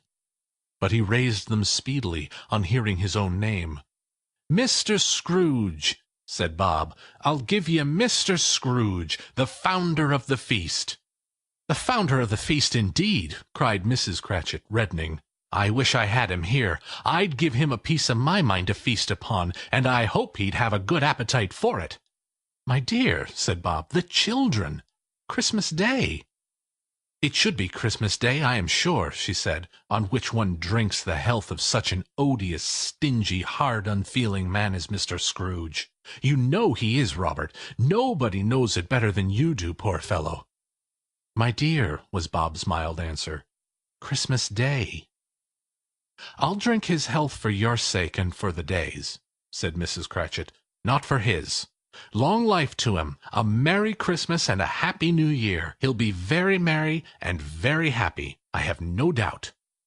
The children drank the toast after her. It was the first of their proceedings which had no heartiness. Tiny Tim drank it last of all, but he didn't care twopence for it.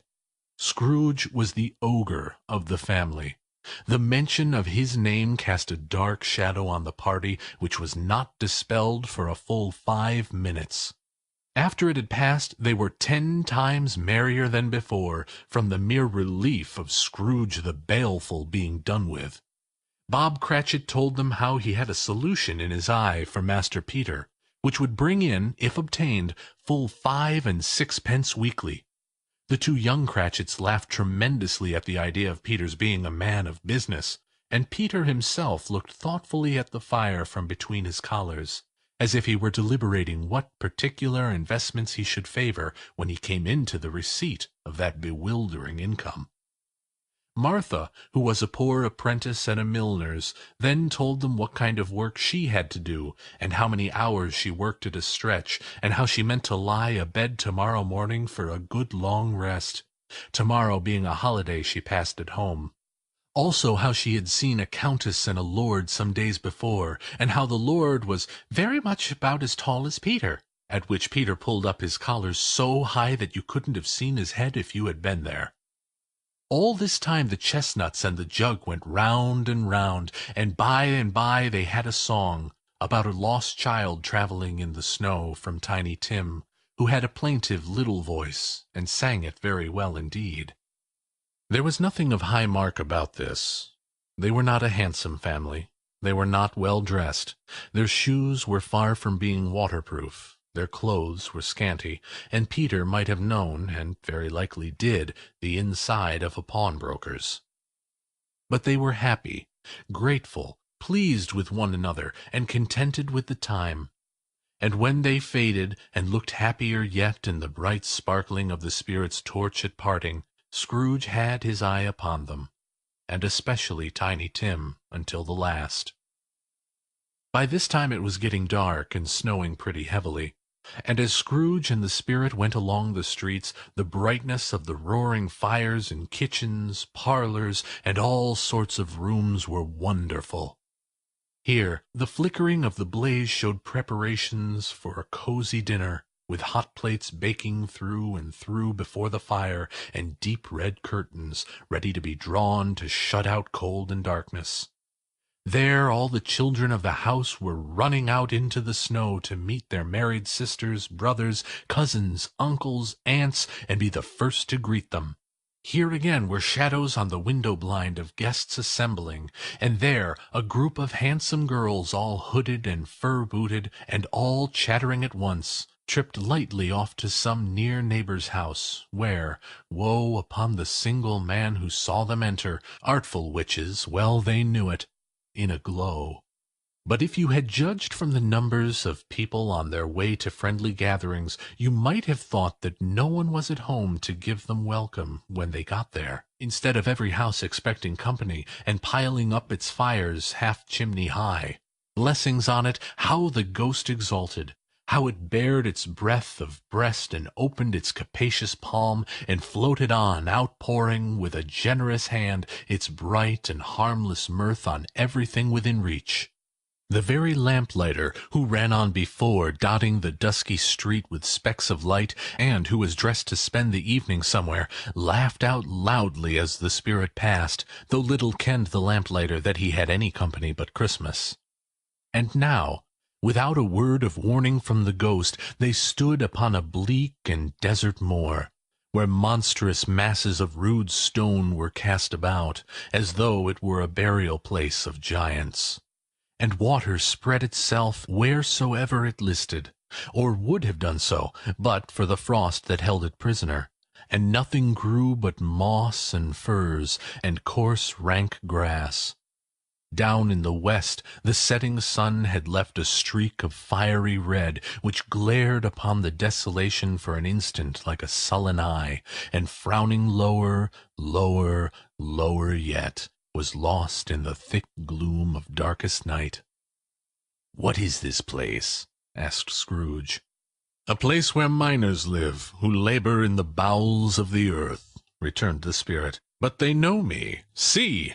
A light shone from the window of a hut, and swiftly they advanced toward it. Passing through the wall of mud and stone, they found a cheerful company assembled round a glowing fire. An old, old man and woman, with their children and their children's children, and another generation beyond that, all decked out gaily in their holiday attire. The old man, in a voice that seldom rose above the howling of the wind upon the barren waste, was singing them a Christmas song. It had been a very old song when he was a boy, and from time to time they all joined in the chorus. So surely as they raised their voices, the old man got quite blithe and loud, and so surely as they stopped, his vigor sank again. The spirit did not tarry here, but bade Scrooge hold his robe, and passing on above the moor, sped whither? Not to see. To see. To Scrooge's horror, looking back, he saw the last of the land, a frightful range of rocks behind them. And his ears were deafened by the thundering of water as it rolled and roared, and raged among the dreadful caverns it had worn, and fiercely tried to undermine the earth. Built upon a dismal reef of sunken rocks, some league or so from shore, on which the waters chafed and dashed the wild year through, there stood a solitary lighthouse. Great heaps of seaweed clung to its base, and storm-birds, born of the wind one might suppose, as seaweed of the water, rose and fell about it, like the waves they skimmed. But even here, two men who watched the light had made a fire, that through the loophole in the thick stone wall shed out a ray of brightness on the awful sea. Joining their horny hands over the rough table at which they sat, they wished each other Merry Christmas in their can of grog. And one of them, the elder, too, with his face all damaged and scarred with hard weather, as the figurehead of an old ship might be, struck up a sturdy song that was like a gale in itself. Again the ghost sped on, above the black and heaving sea, on and on, until, being far away, as he told Scrooge, from any shore, they lighted on a ship. They stood beside the helmsman at the wheel, the lookout in the bow, the officers who had the watch. Dark, ghostly figures in their several stations, but every man among them hummed a Christmas tune, or had a Christmas thought, or spoke below his breath to his companion of some bygone Christmas day, with homeward hopes belonging to it. And every man on board, waking or sleeping, good or bad, had had a kinder word for another on that day than on any day in the year, and had shared to some extent in its festivities, and had remembered those he cared for at a distance, and had known that they delighted to remember him. It was a great surprise to Scrooge, while listening to the moaning of the wind, and thinking what a solemn thing it was to move on through the lonely darkness over an unknown abyss, whose depths were secrets as profound as death. It was a great surprise to Scrooge, while thus engaged, to hear a hearty laugh. It was a much greater surprise to Scrooge to recognize it as his own nephew's, and to find himself in a bright, dry, gleaming room, with the spirit standing smiling by his side, and looking at that same nephew with approving affability. "Ha, ha!" laughed Scrooge's nephew. "Ha, ha, ha!" If you should happen, by any unlikely chance, to know a man more blessed in a laugh than Scrooge's nephew, all I can say is, I should like to know him too. Introduce him to me, and I'll cultivate his acquaintance. It is a fair, even-handed, noble adjustment of things, that while there is infection and disease and sorrow, there is nothing in the world so irresistibly contagious as laughter and good humor. When Scrooge's nephew laughed in this way, holding his sides, rolling his head, and twisting his face into the most extravagant contortions, Scrooge's niece, by marriage, laughed as heartily as he, and their assembled friends, being not a bit behindhand, roared out lustfully. "Ha, ha, ha, ha, ha, ha! He said that Christmas was a humbug, as I live!" cried Scrooge's nephew. "He believed it, too." "More shame for him, Fred," said Scrooge's niece indignantly. "Bless those women, they never do anything by halves. They are always in earnest." She was very pretty, exceedingly pretty, with a dimpled, surprised-looking capital face, a ripe little mouth that seemed made to be kissed, and no doubt it was. All kinds of good little dots about her chin that melted into one another when she laughed, and the sunniest pair of eyes you ever saw in any little creature's head. Altogether she was what you would have called provoking, you know, but satisfactory, too. Oh, perfectly satisfactory.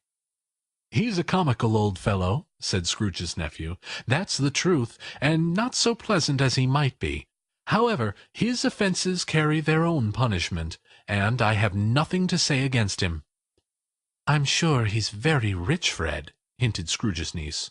"At least, you always tell me so." "What of that, my dear?" said Scrooge's nephew. "His wealth is of no use to him. He don't do any good with it. He don't make himself comfortable with it. He hasn't the satisfaction of thinking that he is ever going to benefit us with it." "I have no patience with him," observed Scrooge's niece. Scrooge's niece's sisters, and all the other ladies, expressed the same opinion. "Oh, I have," said Scrooge's nephew. "I am sorry for him. I couldn't be angry with him if I tried. Who suffers by his ill whims? Himself, always. Here, he takes it into his head to dislike us, and he won't come and dine with us. What's the consequence?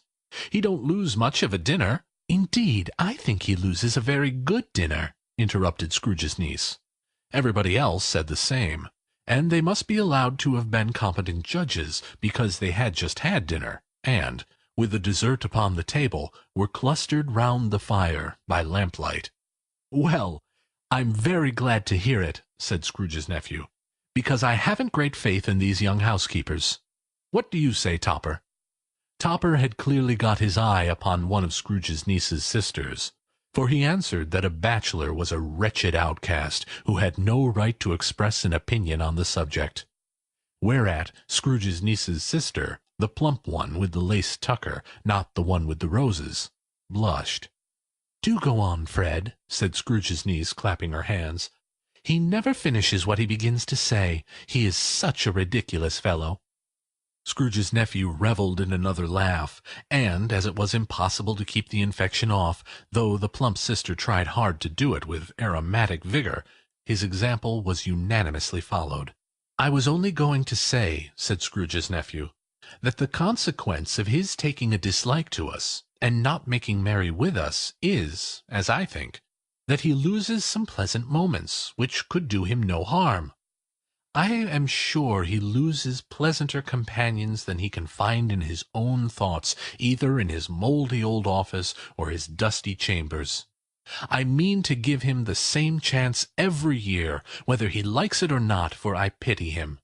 He may rail at Christmas till he dies, but he can't help thinking better of it. I defy him, if he finds me going there, in good temper year after year, and saying, 'Uncle Scrooge, how are you?' If it only puts him in the vein to leave his poor clerk £50, that's something, and I think I shook him yesterday." It was their turn to laugh now at the notion of his shaking Scrooge. But, being thoroughly good-natured and not much caring what they laughed at, so that they laughed at any rate, he encouraged them in their merriment, and passed the bottle joyously. For they were a musical family, and knew what they were about when they sung a glee or catch, I can assure you. Especially Topper, who could growl away in the bass like a good one, and never swell the large veins in his forehead, or get red in the face over it. Scrooge's niece played well upon the harp, and played among other tunes a simple little air, a mere nothing, you might learn to whistle it in 2 minutes, which had been familiar to the child who fetched Scrooge from the boarding-house, as he had been reminded by the ghost of Christmas past. When this strain of music sounded, all the things that ghost had shown him came up in his mind. He softened more and more, and thought that if he could have listened to it often years ago, he might have cultivated the kindness of life for his own happiness with his own hands, without resorting to the sexton's spade that buried Jacob Marley. But they didn't devote the whole evening to music. After a while they played at forfeits, for it is good to be children sometimes, and never better than at Christmas, when its mighty founder was a child himself. Stop. There was first a game at Blind Man's Bluff. Of course there was. And I no more believe Topper was really blind than I believe he had eyes in his boots. My opinion is that it was a done thing between him and Scrooge's nephew, and that the ghost of Christmas Present knew it. The way he went after that plump sister in the lace tucker was an outrage on the credulity of human nature. Knocking down the fire-irons, tumbling over the chairs, bumping against the piano, smothering himself among the curtains. Wherever she went, there went he. He always knew where the plump sister was. He couldn't catch anybody else. If you had fallen against him, and some did, on purpose, he would have made a feint of endeavoring to seize you, which would have been an affront to your understanding, and would instantly have sidled off in the direction of the plump sister.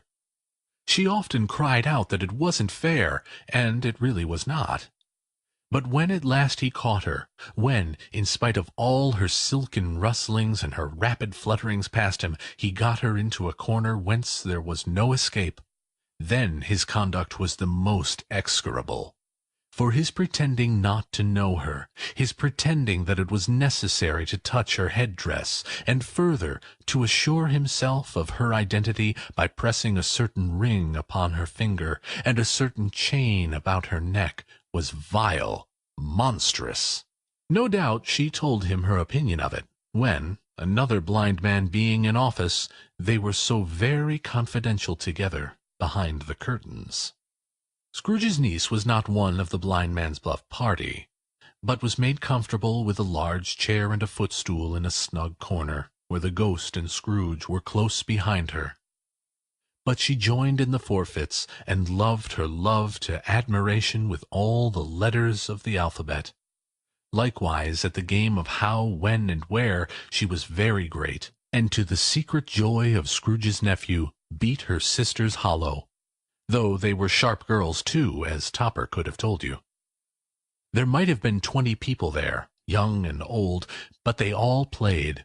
And so did Scrooge, for, wholly forgetting in the interest he had in what was going on that his voice made no sound in their ears, he sometimes came out with his guess quite loud, and, very often, guessed quite right, too. For the sharpest needle, best Whitechapel warranted not to cut in the eye, was not sharper than Scrooge, blunt as he took it in his head to be. The ghost was greatly pleased to find him in this mood, and looked upon him with such favour that he begged like a boy to be allowed to stay until the guests departed. But this, the spirit said, could not be done. "Here is a new game," said Scrooge.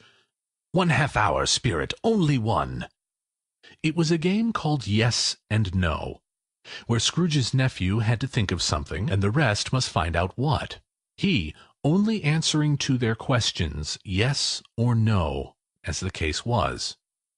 The brisk fire of questioning to which he was exposed elicited from him that he was thinking of an animal, a live animal, a rather disagreeable animal, a savage animal, an animal that growled and grunted sometimes, and talked sometimes, and lived in London, and walked about the streets, and wasn't made a show of, and wasn't led by anybody, and didn't live in a menagerie, and was never killed in a market, and was not a horse, or an ass, or a cow, or a bull, or a tiger, or a dog, or a pig, or a cat, or a bear. At every fresh question that was put to him, this nephew burst into a fresh roar of laughter, and was so inexpressibly tickled that he was obliged to get up off the sofa and stamp. At last the plump sister, falling into a similar state, cried out, "I have found it! I know what it is, Fred! I know what it is!" "What is it?" cried Fred. "It's your Uncle Scrooge!" Which it certainly was. Admiration was the universal sentiment, though some objected that the reply to "Is it a bear?" ought to have been "Yes," inasmuch as an answer in the negative was sufficient to have diverted their thoughts from Mr. Scrooge. supposing they had ever had any tendency that way. "He has given us plenty of merriment, I am sure," said Fred, "and it would be ungrateful not to drink his health. Here is a glass of mulled wine ready to our hand at the moment, and I say, Uncle Scrooge." "Well, Uncle Scrooge," they cried, "a Merry Christmas and a Happy New Year to the old man, wherever he is," said Scrooge's nephew. "He wouldn't take it from me, but may he have it nevertheless. Uncle Scrooge!" Uncle Scrooge had imperceptibly become so gay and light of heart that he would have pledged the unconscious company in return, and thanked them in an inaudible speech, if the ghost had given him the time. But the whole scene passed off in the breath of the last words spoken by his nephew, and he and the spirit were again upon their travels. Much they saw, and far they went, and many homes they visited, but always with a happy end. The spirit stood beside sick beds, and they were cheerful; on foreign lands, and they were close at home; by struggling men, and they were patient in their greater hope; by poverty, and it was rich; in an almshouse, hospital, and jail, in misery's every refuge, where vain man in his little brief authority had not made fast the door and barred the spirit out, he left his blessing, and taught Scrooge his precepts. It was a long night, if it were only a night, but Scrooge had his doubts of this, because the Christmas holidays appeared to be condensed into the space of time they passed together. It was strange, too, that while Scrooge remained unaltered in his outward form, the ghost grew older, clearly older. Scrooge had observed the change, but never spoke of it, until they left a children's Twelfth Night party, when, looking at the spirit as they stood in an open place, he noticed that its hair was grey. "Are spirits' lives so short?" asked Scrooge. "My life upon this globe is very brief," replied the ghost. "It ends to-night." "To-night?" cried Scrooge. "To-night at midnight. Hark! The time is drawing near." The chimes were ringing the 11:75 at that moment. "Forgive me if I am not justified in what I ask," said Scrooge, looking intently at the spirit's robe, "but I see something strange, and not belonging to yourself, protruding from your skirts. Is it a foot or a claw?" "It might be a claw, for the flesh there is upon it," was the spirit's sorrowful reply. "Look here." From the foldings of its robe it brought 2 children, wretched, abject, frightful, hideous, miserable. They knelt down at its feet, and clung upon the outside of its garment. "Oh, man, look here! Look! Look down here!" exclaimed the ghost. They were a boy and girl, yellow, meagre, ragged, scowling, wolfish, but prostrate, too, in their humility. Where graceful youth should have filled their features out, and touched them with its freshest tints, a stale and shriveled hand, like that of age, had pinched and twisted them, and pulled them into shreds. Where angels might have sat enthroned, devils lurked, and glared out menacingly. No change, no degradation, no perversion of humanity in any grade through all the mysteries of wonderful creation has monsters half so horrible and dread. Scrooge stared back, appalled.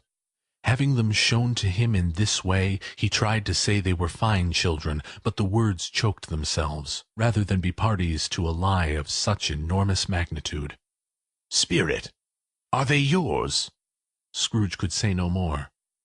"They are man's," said the spirit, looking down upon them. "And they cling to me, appealing from their fathers. This boy is ignorance, this girl is want. Beware them both, and all their degree, but most of all beware this boy, for on his brow I see that written which is doom, unless the writing be erased." "Deny it!" cried the spirit, stretching out his hand towards the city. "Slander those who tell it ye, admit it for your own fascist purposes, and make it worse, and bide the end." "Have they no refuge or resource?" cried Scrooge.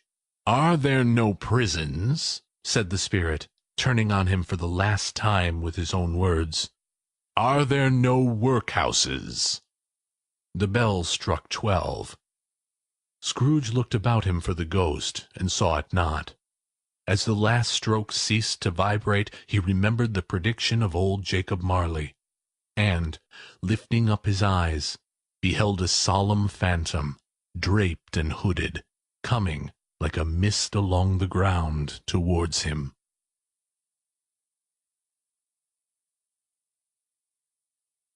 Stave 4. The Last of the Spirits. The phantom slowly, gravely, silently approached. When it came near him, Scrooge bent down upon his knee, for in the very air through which this spirit moved it seemed to scatter gloom and mystery. It was shrouded in a deep black garment, which concealed its head, its face, its form, and left nothing of it visible save one outstretched hand. But for this it would have been difficult to detach its figure from the night, and separate it from the darkness by which it was surrounded. He felt that it was tall and stately when it came beside him, and that its mysterious presence filled him with a solemn dread. He knew no more, for the spirit neither spoke nor moved.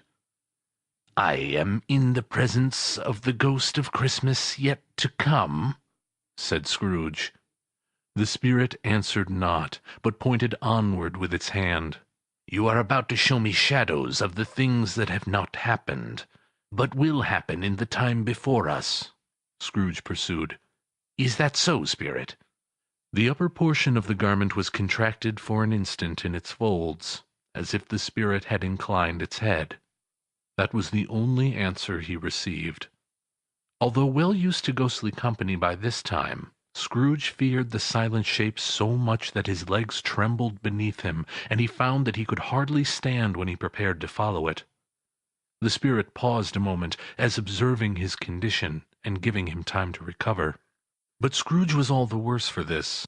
It thrilled him with a vague, uncertain horror to know that behind the dusky shroud there were ghostly eyes intently fixed upon him, while he, though he stretched his own to the utmost, could see nothing but a spectral hand, and one great heap of black. "Ghost of the future," he exclaimed, "I fear you more than any spectre I have seen. But as I know your purpose is to do me good, and as I hope to live to be another man from what I was, I am prepared to bear your company, and do it with a thankful heart. Will you not speak to me?" It gave him no reply. The hand was pointed straight before them. "Lead on," said Scrooge, "lead on. The night is waning fast, and it is precious time to me, I know. Lead on, spirit." The phantom moved away as it had come towards him. Scrooge followed in the shadow of its dress, which bore him up, he thought, and carried him along. They scarcely seemed to enter the city, for the city rather seemed to spring up about them, and encompass them of its own act. But there they were, in the heart of it, on 'Change, amongst the merchants, who hurried up and down, and chinked the money in their pockets, and conversed in groups, and looked at their watches, and trifled thoughtfully with their great gold seals, and so forth, as Scrooge had seen them often. The spirit stopped beside one little knot of businessmen.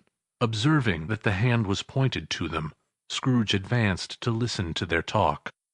"No," said a great fat man with a monstrous chin, "I don't know much about it either way. I only know he's dead." "When did he die?" inquired another. "Last night, I believe." "Why, what was the matter with him?" asked a third, taking a vast quantity of snuff out of a very large snuff-box. "I thought he'd never die." "God knows," said the first, with a yawn. "What has he done with his money?" asked a red-faced gentleman with a pendulous excrescence on the end of his nose that shook like the gills of a turkey-cock. "I haven't heard," said the man with the large chin, yawning again. "Left it to his company, perhaps. He hasn't left it to me. That's all I know." This pleasantry was received with a general laugh. "It's likely to be a very cheap funeral," said the same speaker, "for upon my life I don't know of anybody to go to it. Suppose we make up a party and volunteer." "I don't mind going if a lunch is provided," observed the gentleman with the excrescence on his nose. "but I must be fed if I make one." Another laugh.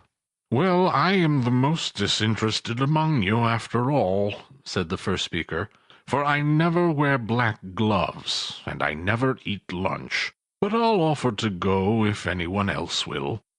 When I come to think of it, I'm not at all sure that I wasn't his most particular friend, for we used to stop and speak whenever we met. Bye-bye." Speakers and listeners strolled away, and mixed with other groups. Scrooge knew the men, and looked towards the spirit for an explanation. The phantom glided on into a street. Its finger pointed at two persons meeting. Scrooge listened again, thinking that the explanation might lie here. He knew these men also, perfectly. They were men of business, very wealthy, and of great importance. He had made a point always of standing well in their esteem, in a business point of view, that is, strictly in a business point of view. "How are you?" said one. "How are you?" returned the other. "Well," said the first, "Old Scratch got his own at last, eh?" "So I am told," returned the second. "Cold, isn't it? Seasonable for Christmas time? You're not a skater, I suppose?" "No, no. Something else to think of. Good morning." Not another word. That was their meeting, their conversation, and their parting. Scrooge was at first inclined to be surprised that the spirit should attach importance to conversations apparently so trivial. But feeling assured that they must have some hidden purpose, he set himself to consider what it was likely to be. They could scarcely be supposed to have any bearing on the death of Jacob, his old partner, for that was past, and this ghost province was the future. Nor could he think of any one immediately connected with himself, to whom he could apply them. But nothing doubting that, to whomever they applied, they had some latent moral for his own improvement. He resolved to treasure up every word he heard, and everything he saw, and especially to observe the shadow of himself when it appeared. For he had an expectation that the conduct of his future self would give him the clue he missed, and would render the solution of these riddles easy. He looked about in that very place for his own image, but another man stood in his accustomed corner, and though the clock pointed to his usual time of day for being there, he saw no likeness of himself among the multitudes that poured in through the porch. It gave him little surprise, however, for he had been revolving in his mind a change of life, and thought and hoped he saw his newborn resolutions carried out in this. Quiet and dark, beside him stood the phantom, with its outstretched hand. When he roused himself from his thoughtful quest, he fancied from the turn of the hand and its situation in reference to himself that the unseen eyes were looking at him keenly. It made him shudder, and feel very cold. They left the busy scene, and went into an obscure part of town, where Scrooge had never penetrated before, although he recognized its situation and its bad repute.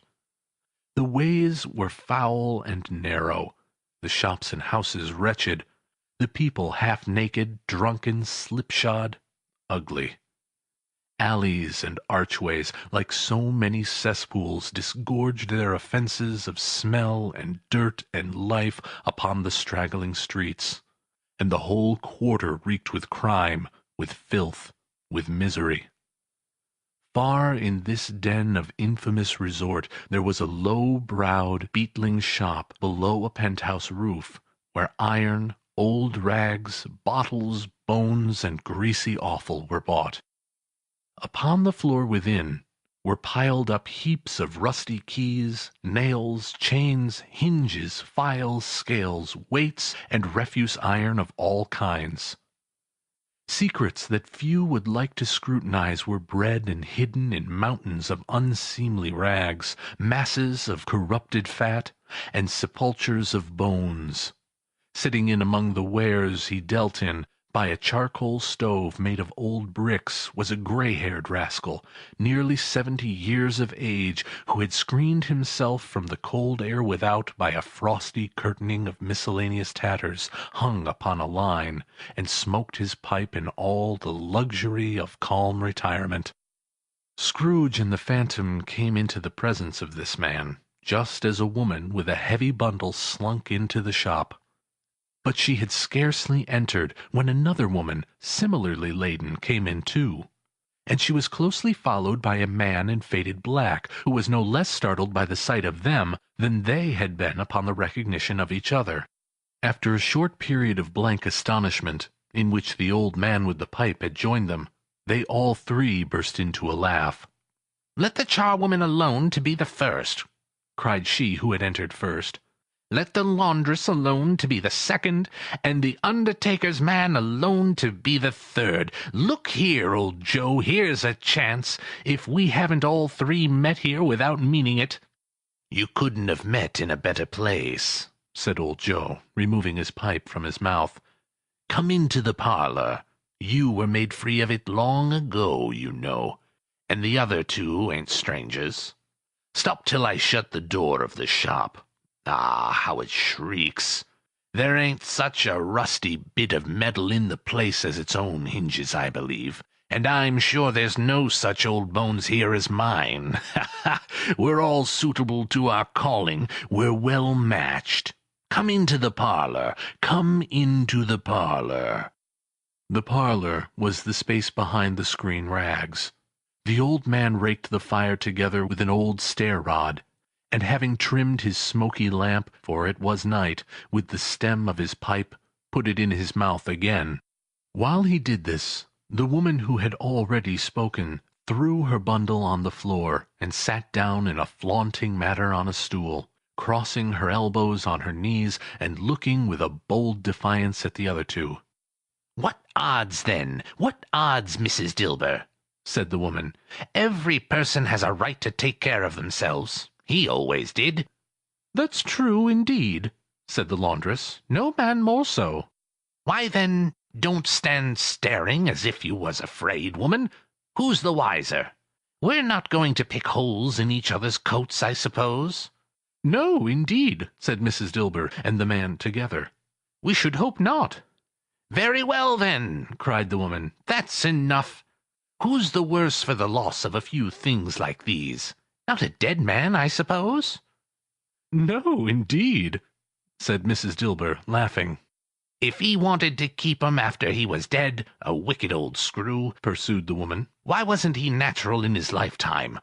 If he had been, he'd have had someone to look after him when he was struck with death, instead of lying grasping out his last there, alone by himself." "It's the truest word that ever was spoke," said Mrs. Dilber. "It's a judgment on him." "I wish it was a little heavier judgment," replied the woman, "and it should have been, you may depend upon it. If I could have laid my hands on anything else. Open that bundle, old Joe, and let me know the value of it. Speak out plain. I'm not afraid to be the first, nor afraid for them to see it. We know pretty well that we were helping ourselves before we met here, I believe. It's no sin. Open the bundle, Joe." But the gallantry of her friends would not allow of this, and the man in faded black, mounting the breach first, produced his plunder. It was not extensive. A seal or two, a pencil case, a pair of sleeve buttons, and a brooch of no great value, were all. They were severely examined and appraised by old Joe, who chalked the sums he was disposed to give for each upon the wall, and added them up into a total when he found there was nothing more to come. "That's your account," said Joe, "and I wouldn't give another sixpence if I was to be boiled for not doing it. Who's next?" Mrs. Dilber was next. Sheets and towels, a little wearing apparel, 2 old-fashioned silver teaspoons, a pair of sugar tongs, and a few boots. Her account was stated on the wall in the same manner. "I always give too much to ladies. It's a weakness of mine, and that's the way I ruin myself," said old Joe. "That's your account. If you asked me for another penny and made it an open question, I'd repent for being so liberal and knock off half a crown. And now undo my bundle, Joe, said the first woman. Joe went down on his knees for the greater convenience of opening it, and having unfastened a great many knots, dragged out a large and heavy roll of some dark stuff. What do you call this? Said Joe. Bed curtains? Ah, returned the woman, laughing and leaning forward on her crossed arms. Bed curtains! You don't mean to say you took 'em down, rings and all, with him lying there? Said Joe. Yes, I do, replied the woman. Why not? You were born to make your fortune, said Joe, and you'll certainly do it. I certainly shan't hold my hand when I can get anything in it by reaching it out, for the sake of such a man as he was, I promise you, Joe, returned the woman coolly. Don't drop that oil upon the blankets now. His blankets? asked Joe. Who else's, do you think? Replied the woman. He isn't likely to take cold without 'em, I dare say. I hope he didn't die of anything catching, eh? Said old Joe, stopping in his work and looking up. Don't you be afraid of that, returned the woman. I ain't so fond of his company that I'd loiter about him for such things if he did. Ah, you may look through that shirt till your eyes ache, but you won't find a hole in it, nor a threadbare place. It's the best he had, and a fine one, too. They'd have wasted it if it hadn't been for me. What do you call wasting it? Asked old Joe. Putting it on him to be buried in, to be sure, replied the woman with a laugh. Somebody was fool enough to do it, but I took it off again. If calico ain't good enough for such a purpose, it isn't good enough for anything. It's quite as becoming to the body. He can't look uglier than he did in that one. Scrooge listened to this dialogue in horror, as they sat grouped about their spoil in the scanty light afforded by the old man's lamp. He viewed them with a detestation and disgust which could hardly have been greater, though they had been obscene demons marketing the corpse itself. Ha ha! Laughed the same woman, when old Joe, producing a flannel bag with money in it, told out their several gains upon the ground. This is the end of it, you see. He frightened everyone away from him when he was alive, to profit us when he was dead. Ha ha ha! Spirit, said Scrooge, shuddering from head to toe. I see, I see. The case of this unhappy man might be my own. My life tends that way now. Merciful heaven, what is this? He recoiled in terror, for the scene had changed, and now he almost touched a bed, a bare, uncurtained bed, on which, beneath a ragged sheet, there lay something covered up, which, though it was dumb, announced itself in awful language. The room was very dark. Too dark to be observed with any accuracy, though Scrooge glanced round it in obedience to a secret impulse, anxious to know what kind of room it was. A pale light, rising in the outer air, fell straight upon the bed, and on it, plundered and bereft, unwatched, unwept, uncared for, was the body of this man. Scrooge glanced towards the phantom. Its steady hand was pointed to the head. The cover was so carelessly adjusted that the slightest raising of it, the motion of a finger upon Scrooge's part, would have disclosed the face. He thought of it, felt how easy it would be to do, and longed to do it, but had no more power to withdraw the veil than to dismiss the spectre at his side.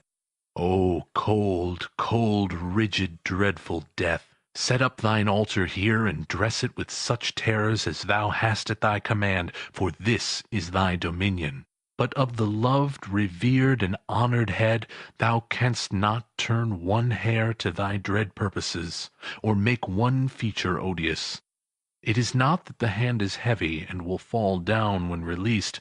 It is not that the heart and pulse are still, but that the hand was opened, generous and true, the heart brave, warm and tender, and the pulse a man's.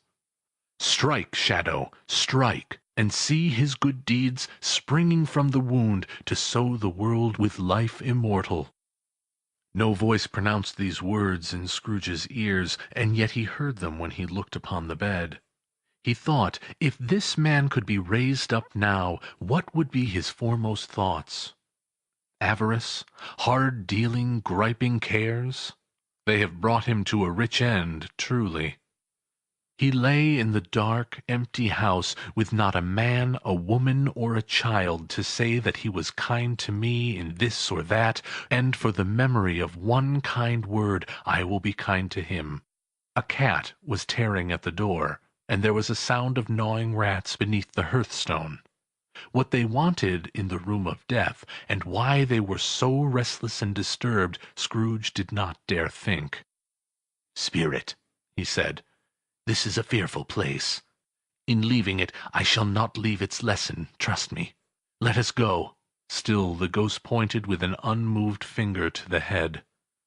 "I understand you, Spirit," Scrooge returned, "and I would do it if I could, but I have not the power, Spirit, I have not the power." Again it seemed to look upon him. "If there is any person in this town who feels emotion caused by this man's death," said Scrooge, quite agonized, "show that person to me, Spirit, I beseech you." The phantom spread its dark robe before him for a moment, like a wing, and withdrawing it, revealed a room by daylight, where a mother and her children were. She was expecting someone, and with anxious eagerness, for she walked up and down the room, started at every sound, looked out from the window, glanced at the clock, tried, but in vain, to work with her needle, and could hardly bear the voices of the children in their play. At length the long-expected knock was heard. She hurried to the door and met her husband, a man whose face was careworn and depressed, though he was young. There was a remarkable expression in it now, a kind of serious delight of which he felt ashamed, and which he struggled to repress. He sat down to the dinner that had been hoarding for him by the fire, and when she asked him faintly what news, which was not until after a long silence, he appeared embarrassed how to answer. "Is it good news," she said, "or bad?" to help him. "Bad," he answered. "Are we quite ruined?" "No. There is hope yet, Caroline." "If he relents," she said, amazed, "there is. Nothing is past hope, if such a miracle has happened." "He is past relenting," said her husband. "He is dead." She was a mild and patient creature, if her face spoke truth, but she was thankful in her soul to hear it, and she said so with clasped hands. She prayed forgiveness the next moment and was sorry, but the first was the emotion in her heart. "What the half-drunken woman whom I told you of last night said to me, when I tried to see him and obtain a week's delay, and what I thought was a mere excuse to avoid me, turns out to have been quite true. He was not only very ill, but dying then." "To whom will our debt be transferred?" "I don't know, but before that time we shall be ready with the money, and even though we were not, it would be a bad fortune indeed to find so merciless a creditor in his successor. We may sleep tonight with light hearts, Caroline." Yes. Soften it as they would, their hearts were lighter. The children's faces, hushed and clustered round to hear what they so little understood, were brighter, and it was a happier house for the man's death. The only emotion that the ghost could show him, caused by the event, was one of pleasure. "Let me see some tenderness connected with a death," said Scrooge, "or that dark chamber spirit which we left just now will be for ever present to me." The ghost conducted him through several streets familiar to his feet, and as they went along, Scrooge looked here and there to find himself, but nowhere was he to be seen. They entered poor Bob Cratchit's house, the dwelling he had visited before, and found the mother and the children seated round the fire. Quiet. Very quiet. The noisy little Cratchits were as still as statues in one corner, and sat looking up at Peter, who had a book before them. The mother and her daughters were engaged in sewing, but surely they were very quiet. And he took a child, and set him in the midst of them. Where had Scrooge heard those words? He had not dreamed them. The boy must have read them out, as he and the spirit crossed the threshold. Why did he not go on? The mother laid her work upon the table, and put her hand up to her face. "The color hurts my eyes," she said. "The color? Ah, poor Tiny Tim!" "They're better now," said Cratchit's wife. "It makes them weak by candlelight, and I wouldn't show weak eyes to your father when he comes home for the world. It must be near his time." "Past it, rather," Peter answered, shutting up his book. "But I think he has walked a little slower than he used, these last few evenings, mother." They were very quiet again. At last she said, and in a steady, cheerful voice that only faltered once, "I have known him to walk with Tiny Tim upon his shoulder very fast indeed." "And so have I," cried Peter, "often." "And so have I," exclaimed another. So had all.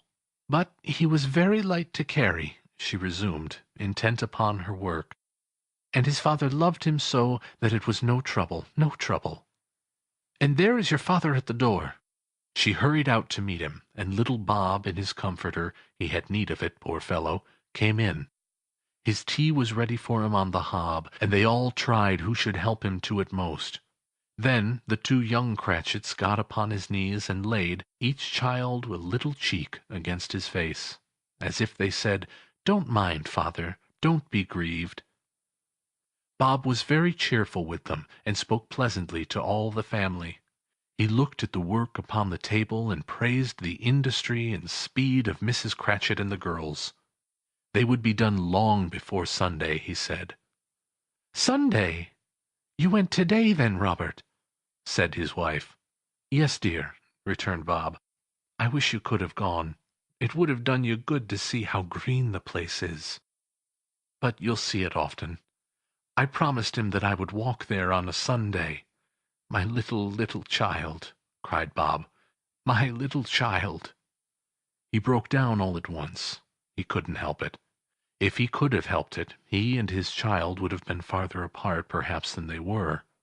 He left the room and went upstairs into the room above, which was lighted cheerfully, and hung with Christmas. There was a chair set close beside the child, and there were signs of someone having been there lately. Poor Bob sat down in it, and when he had thought a little and composed himself, he kissed the little face. He was reconciled to what had happened, and went down again, quite happy. They drew about the fire and talked, the girls and mother working still. Bob told them of the extraordinary kindness of Mr. Scrooge's nephew, whom he had scarcely seen but once, and who, meeting him in the street that day, had seen that he looked a little, just a little down, you know, said Bob. Inquired what had happened to distress him.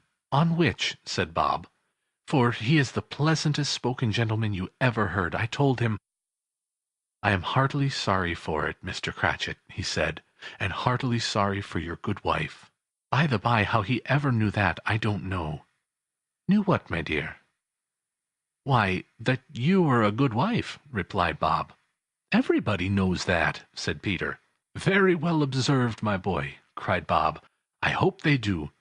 Heartily sorry," he said, "for your good wife.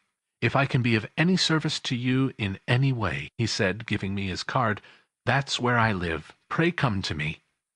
Now it wasn't, cried Bob, for the sake of anything he might be able to do for us, so much as for his kind way, that this was quite delightful. It really seemed as if he had known our Tiny Tim, and felt with us. "I'm sure he's a good soul," said Mrs. Cratchit. "You'd be surer of it, my dear," returned Bob, "if you saw and spoke to him. I shouldn't be at all surprised, mark what I say, if he got Peter a better situation." "Only hear that, Peter!" said Mrs. Cratchit. "And then," cried one of the girls, "Peter will be keeping company with someone, and setting up for himself." "Get along with you," retorted Peter, grinning. "It's just as likely as not," said Bob, "one of these days. Though there's plenty of time for that, my dear. But however and whenever we part from one another, I am sure we shall none of us forget poor Tiny Tim, shall we? Or this first parting that there was among us. "Never, father," cried they all. "And I know," said Bob, "I know, my dears, that when we recollect how patient and how mild he was, although he was a little, little child, we shall not quarrel easily among ourselves, and forget poor Tiny Tim in doing it." "No, never, father," they all cried again. "I am very happy," said little Bob. "I am very happy." Mrs. Cratchit kissed him, his daughters kissed him, the two young Cratchits kissed him, and Peter and himself shook hands. "Spirit of Tiny Tim, thy childish essence was from God." "Spectre," said Scrooge, "something informs me that our parting moment is at hand. I know it, but I know not how. Tell me what man that was whom we saw lying dead." The ghost of Christmas yet to come conveyed him, as before, though at a different time, he thought. Indeed, there seemed no order in these later visions, save that they were in the future, into the resorts of business men, but showed him not himself. Indeed, the spirit did not stay for anything, but went straight on, as to the end just now desired, until besought by Scrooge to tarry for a moment. "This court," said Scrooge, "through which we hurry now, is where my place of occupation is, and has been for a length of time. I see the house. Let me behold what I shall be in days to come." The spirit stopped. The hand was pointed elsewhere. "The house is yonder," Scrooge exclaimed. "Why do you point away?" The inexorable finger underwent no change. Scrooge hastened to the window of his office and looked in. It was an office still, but not his. The furniture was not the same, and the figure in the chair was not himself. The phantom pointed as before. He joined it once again, and wondering why and whither he had gone, accompanied it until they reached an iron gate. He paused to look round before entering. A churchyard. Here, then, the wretched man whose name he had now to learn lay underneath the ground. It was a worthy place, walled in by houses, overrun by grass and weeds, the growth of vegetation's death, not life, choked up with too much burying, fat with repleted appetite. A worthy place. The spirit stood among the graves, and pointed down to one. He advanced towards it, trembling.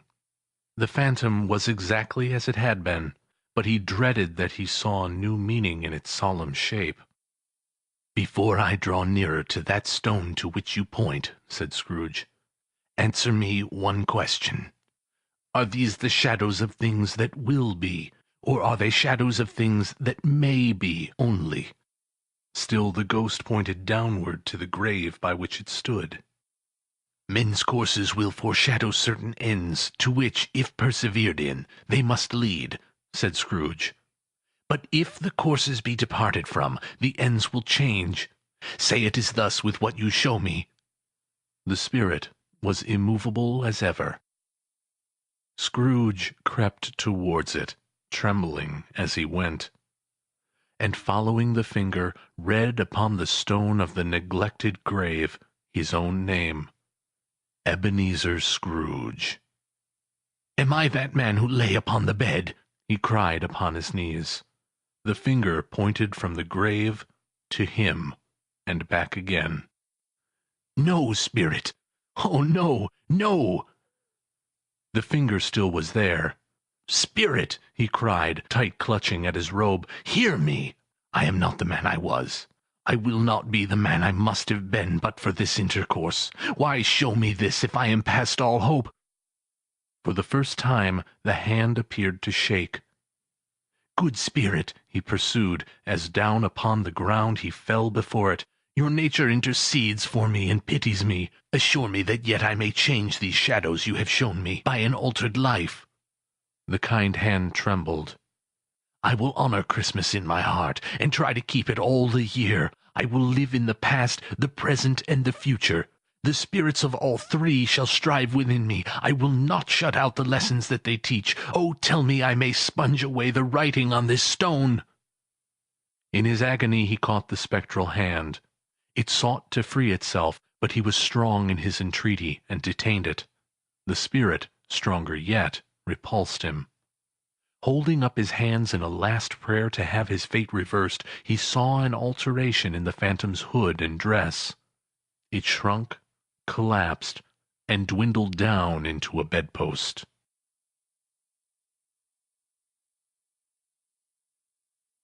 Stave 5. The end of it. Yes, and the bedpost was his own, and the bed was his own, the room was his own, best and happiest of all, the time before him was his own, to make amends in. "I will live in the past, the present, and the future," Scrooge repeated as he scrambled out of bed. "The spirits of all three shall strive within me. Oh, Jacob Marley, heaven and the Christmas time be praised for this. I say it on my knees, old Jacob, on my knees." He was so fluttered and so glowing with his good intentions that his broken voice would scarcely answer to his call. He had been sobbing violently in his conflict with the spirit, and his face was wet with tears. "They are not torn down," cried Scrooge, folding one of his bed-curtains in his arms. "They are not torn down, rings and all. They are here. I am here. The shadow of the things that would have been may be dispelled. They will be. I know they will be." His hands were busy with his garments all the time, turning them inside out, putting them on upside down, tearing them, mislaying them, making them parties to every kind of extravagance. "I don't know what to do," cried Scrooge, laughing and crying in the same breath, and making a perfect loon of himself with his stockings. "I am light as a feather. I am happy as an angel. I am merry as a schoolboy. I am giddy as a drunken man. A Merry Christmas to everybody. A Happy New Year to the world. Hello there! Whoop! Hello!" He had frisked into the sitting-room and was now standing there, perfectly winded. "There's the saucepan that the gruel was in," cried Scrooge, starting off again and going round the fireplace. "There's the door by which the ghost of Jacob Marley entered. There's the corner where the ghost of Christmas Present sat. There's the window where I saw the wandering spirits. It's all right. It's all true. It all happened. Ha, ha, ha!" Really, for a man who had been out of practice for so many years, it was a splendid laugh, a most illustrious laugh, the father of a long, long line of brilliant laughs. "I don't know what day of the month it is," Scrooge says. "I don't know how long I've been among the spirits. I don't know anything. I'm quite a baby. Never mind, I don't care. I'd rather be a baby. Hello! Whoop! Hello there!" He was checked in his transports by the churches ringing out the lustiest peals he had ever heard. Clash, clang, hammer. Ding, dong, bell. Bell, dong, ding. Hammer, clang, clash. Oh, glorious, glorious! Running to the window, he opened it and put his head out. No fog. No mist. Clear, bright, jovial, stirring cold. Cold, piping for the blood to dance to. Golden sunlight, heavenly sky, sweet fresh air, merry bells. Oh, glorious, glorious! "What's today?" cried Scrooge, calling downward to a boy in Sunday clothes, who perhaps had loitered in to look about him. "Eh?" returned the boy, with all his might of wonder. "What's today, my fine fellow?" said Scrooge. "Today?" replied the boy. "Why, it's Christmas Day." "It's Christmas Day," said Scrooge to himself. "I haven't missed it. The spirits have done it all in one night. They can do anything they like. Of course they can. Of course they can. Hello, my fine fellow." "Hello," returned the boy. "Do you know the poulterers in the next street but one, at the corner?" Scrooge inquired. "I should hope I do," replied the lad. "An intelligent boy," said Scrooge. "A remarkable boy. Do you know whether they've sold the prize turkey that was hanging up there? Not the little prize turkey, the big one." "What, the one as big as me?" returned the boy. "What a delightful boy!" said Scrooge. "It's a pleasure to talk with him. Yes, my buck." "It's hanging there now," returned the boy. "Is it?" said Scrooge. "Go and buy it." "Walker!" exclaimed the boy. "No, no," said Scrooge. I am in earnest. Go and buy it, and tell him to bring it here, that I may give them the direction where to take it. Come back with the man, and I'll give you a shilling. Come back with him in less than 5 minutes, and I'll give you half a crown." The boy was off like a shot. He must have had a steady hand at a trigger who could have got a shot off half so fast. "I'll send it to Bob Cratchit's," whispered Scrooge, rubbing his hands and splitting with a laugh. "He shan't know who sends it. It's twice the size of Tiny Tim. Joe Miller never made such a joke as sending it to Bob's will be." The hand in which he wrote the address was not a steady one, but write it he did, somehow, and went downstairs to open the street door, ready for the coming of the poulterer's man. As he stood there, waiting his arrival, the knocker caught his eye. "I shall love it as long as I live," cried Scrooge, patting it with his hand. "I scarcely ever looked at it before. What an honest expression it has on its face! What a wonderful knocker! Here's the turkey! Hallo! Whoop! How are you? Merry Christmas!" It was a turkey. He never could have stood upon his legs, that bird. He would have snapped 'em short off in a minute, like sticks of sealing wax. "Why, it's impossible to carry that to Camden Town," said Scrooge. "You must have a cab." The chuckle with which he said this, and the chuckle with which he paid for the turkey, and the chuckle with which he paid for the cab, and the chuckle with which he recompensed the boy, were only to be exceeded by the chuckle with which he sat down breathless in his chair again, and chuckled until he cried. Shaving was not an easy task, for his hand continued to shake very much, and shaving requires attention, even when you don't dance while you're at it. But if he had cut the end of his nose off, he would have put a piece of sticking plaster over it, and been quite satisfied. He dressed himself all in his best, and at last got out into the streets. The people were by this time pouring forth, as he had seen them with the ghost of Christmas Present, and walking with his hands behind him, Scrooge regarded every one with a delighted smile.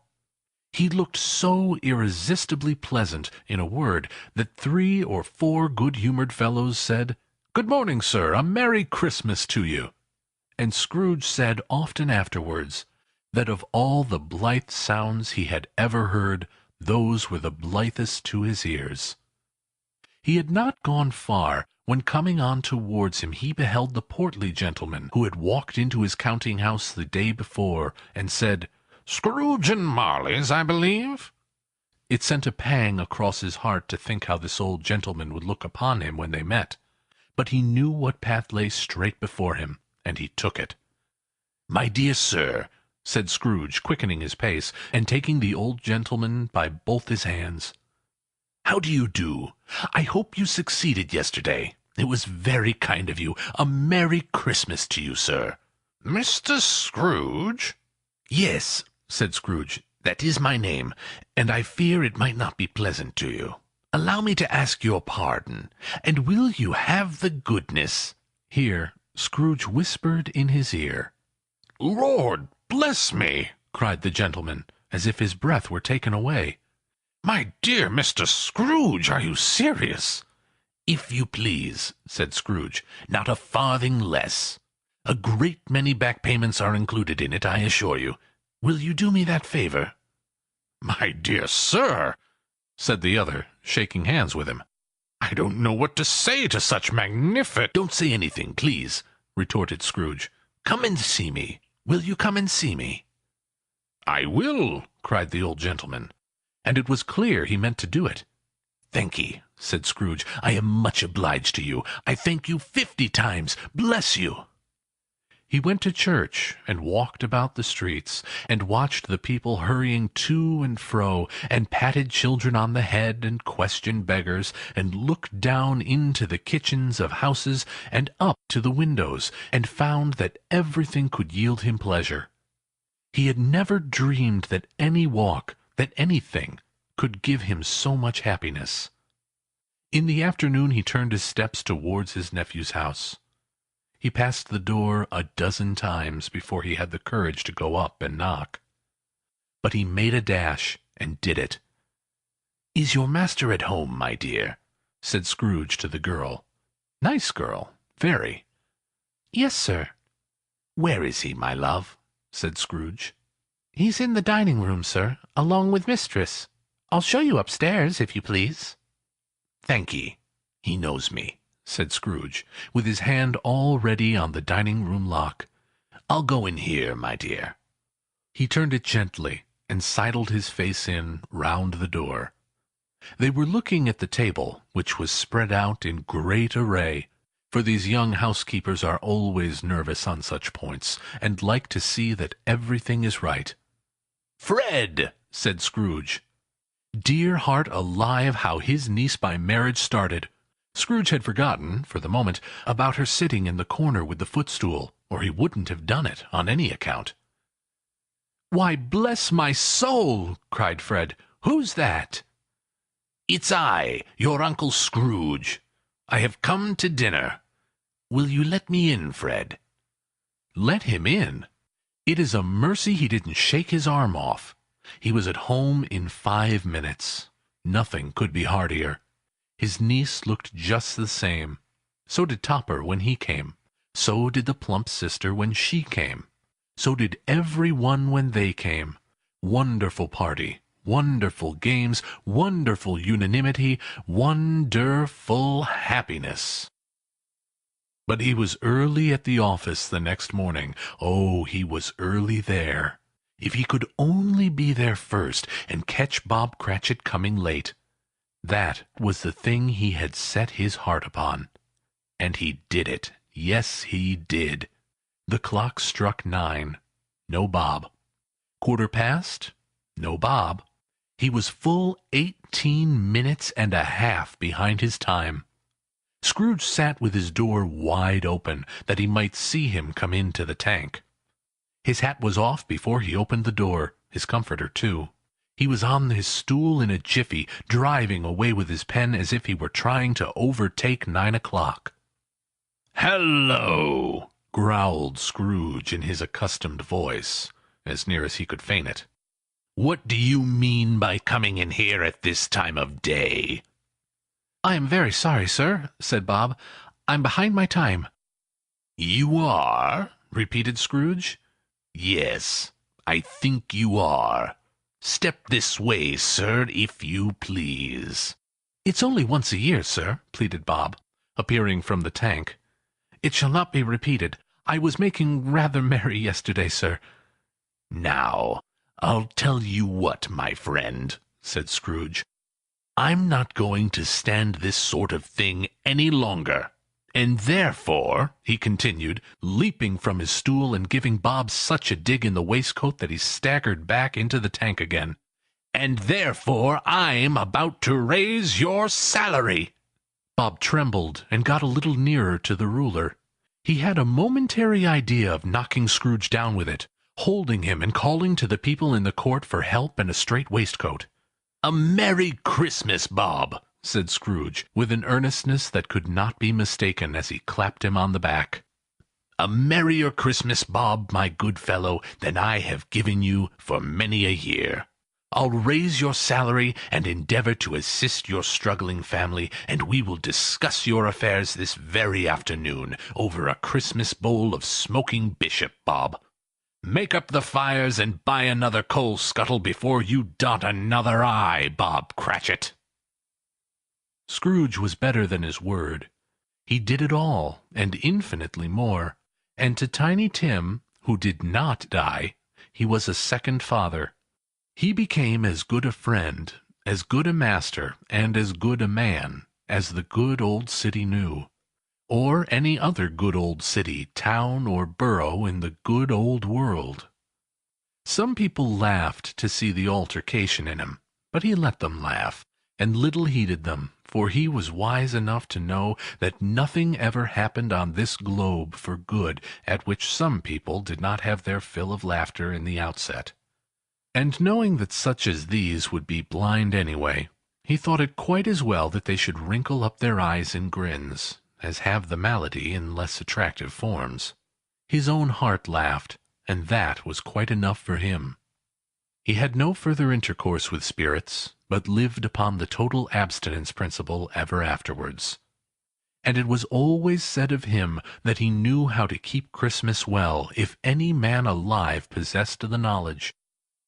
May that truly be said of us, and all of us. And so, as Tiny Tim observed, God bless us, every one. Light about it, like a bad lobster in a dark cellar. It was not angry or ferocious, but looked at Scrooge as Marley used to look, with ghostly spectacles turned up on its ghostly forehead. The hair was curiously stirred, as if by breath or hot air, and, though the eyes were wide open, they were perfectly motionless. That, and its livid colour, made it horrible. But its horror seemed to be in spite of the face and beyond its control, rather than a part of its own expression. As Scrooge looked fixedly at this phenomenon, it was a knocker again. To say that he was not startled, or that his blood was not conscious of a terrible sensation to which it had been a stranger from infancy, would be untrue. But he put his hand upon the key he had relinquished, turned it sturdily, walked in, and lighted his candle. He did pause, with a moment's irresolution, before he shut the door, and he did look cautiously behind it first, as if he half expected to be terrified with the sight of Marley's pigtail sticking out into the hall. But there was nothing on the back of the door, except the screws and nuts that held the knocker on. So he said, "Pooh-pooh," and closed it with a bang. The sound resounded through the house like thunder. Every room above, and every cask in the wine merchant's cellar below, appeared to have a separate peal of echoes of its own. Scrooge was not a man to be frightened by echoes. He fastened the door, and walked across the hall, and up the stairs. Slowly, too, trimming his candle as he went. You may talk vaguely about driving a coach and six up a good old flight of stairs, or through a bad young Act of Parliament. But I mean to say you might have got a hearse up that staircase, and taken it broadwise, with the splinter bar towards the wall and the door towards the balustrades, and done it easy. There was plenty of width for that, and room to spare, which is perhaps the reason why Scrooge thought he saw a locomotive hearse going on before him in the gloom. Half a dozen gas lamps out of the street wouldn't have lighted the entry too well, so you may suppose that it was pretty dark with Scrooge's dip. Up Scrooge went, not caring a button for that. Darkness is cheap, and Scrooge liked it. But before he shut his heavy door, he walked through his rooms to see that all was right. He had just enough recollection of the face to desire to do that. Sitting-room, bedroom, lumber-room, all as they should be. Nobody under the table, nobody under the sofa. A small fire in the grate, spoon and basin ready, and the little saucepan of gruel, Scrooge had a cold in his head, upon the hob. Nobody under the bed, nobody in the closet, nobody in his dressing-gown, which was hanging up in a suspicious attitude against the wall. Lumber-room as usual, old fire-guard, old shoes, old fish-baskets, washing-stand on 3 legs, and a poker. Quite satisfied, he closed his door, and locked himself in. Double-locked himself in, which was not his custom. Thus secured against surprise, he took off his cravat, put on his dressing-gown and slippers, and his nightcap, and sat down before the fire to take his gruel. It was a very low fire indeed, nothing on such a bitter night. He was obligated to sit close to it and brood over it before he could extract the least sensation of warmth from such a handful of fuel. The fireplace was an old one, built by some Dutch merchant long ago, and paved all round with quaint Dutch tiles, designed to illustrate the Scriptures. There were Cains and Abels, Pharaoh's daughters, queens of Sheba, angelic messengers descending through the air on clouds like feather-beds, Abrahams, Belshazzars, apostles pulling off to sea in butter-boats, hundreds of figures to attract his thoughts. And yet that face of Marley, 7 years dead, came like the ancient prophet's rod, and swallowed up the whole. If each smooth tile had been a blank at first, with power to shape some picture on its surface from the disjointed fragments of his thoughts, there would have been a copy of old Marley's head on every one. "Humbug!" said Scrooge, and walked across the room. After several turns he sat down again. As he threw his head back in the chair, his glance happened to rest upon a bell, a disused bell that hung in the room, and communicated, for some purpose now forgotten, with a chamber in the highest story of the building.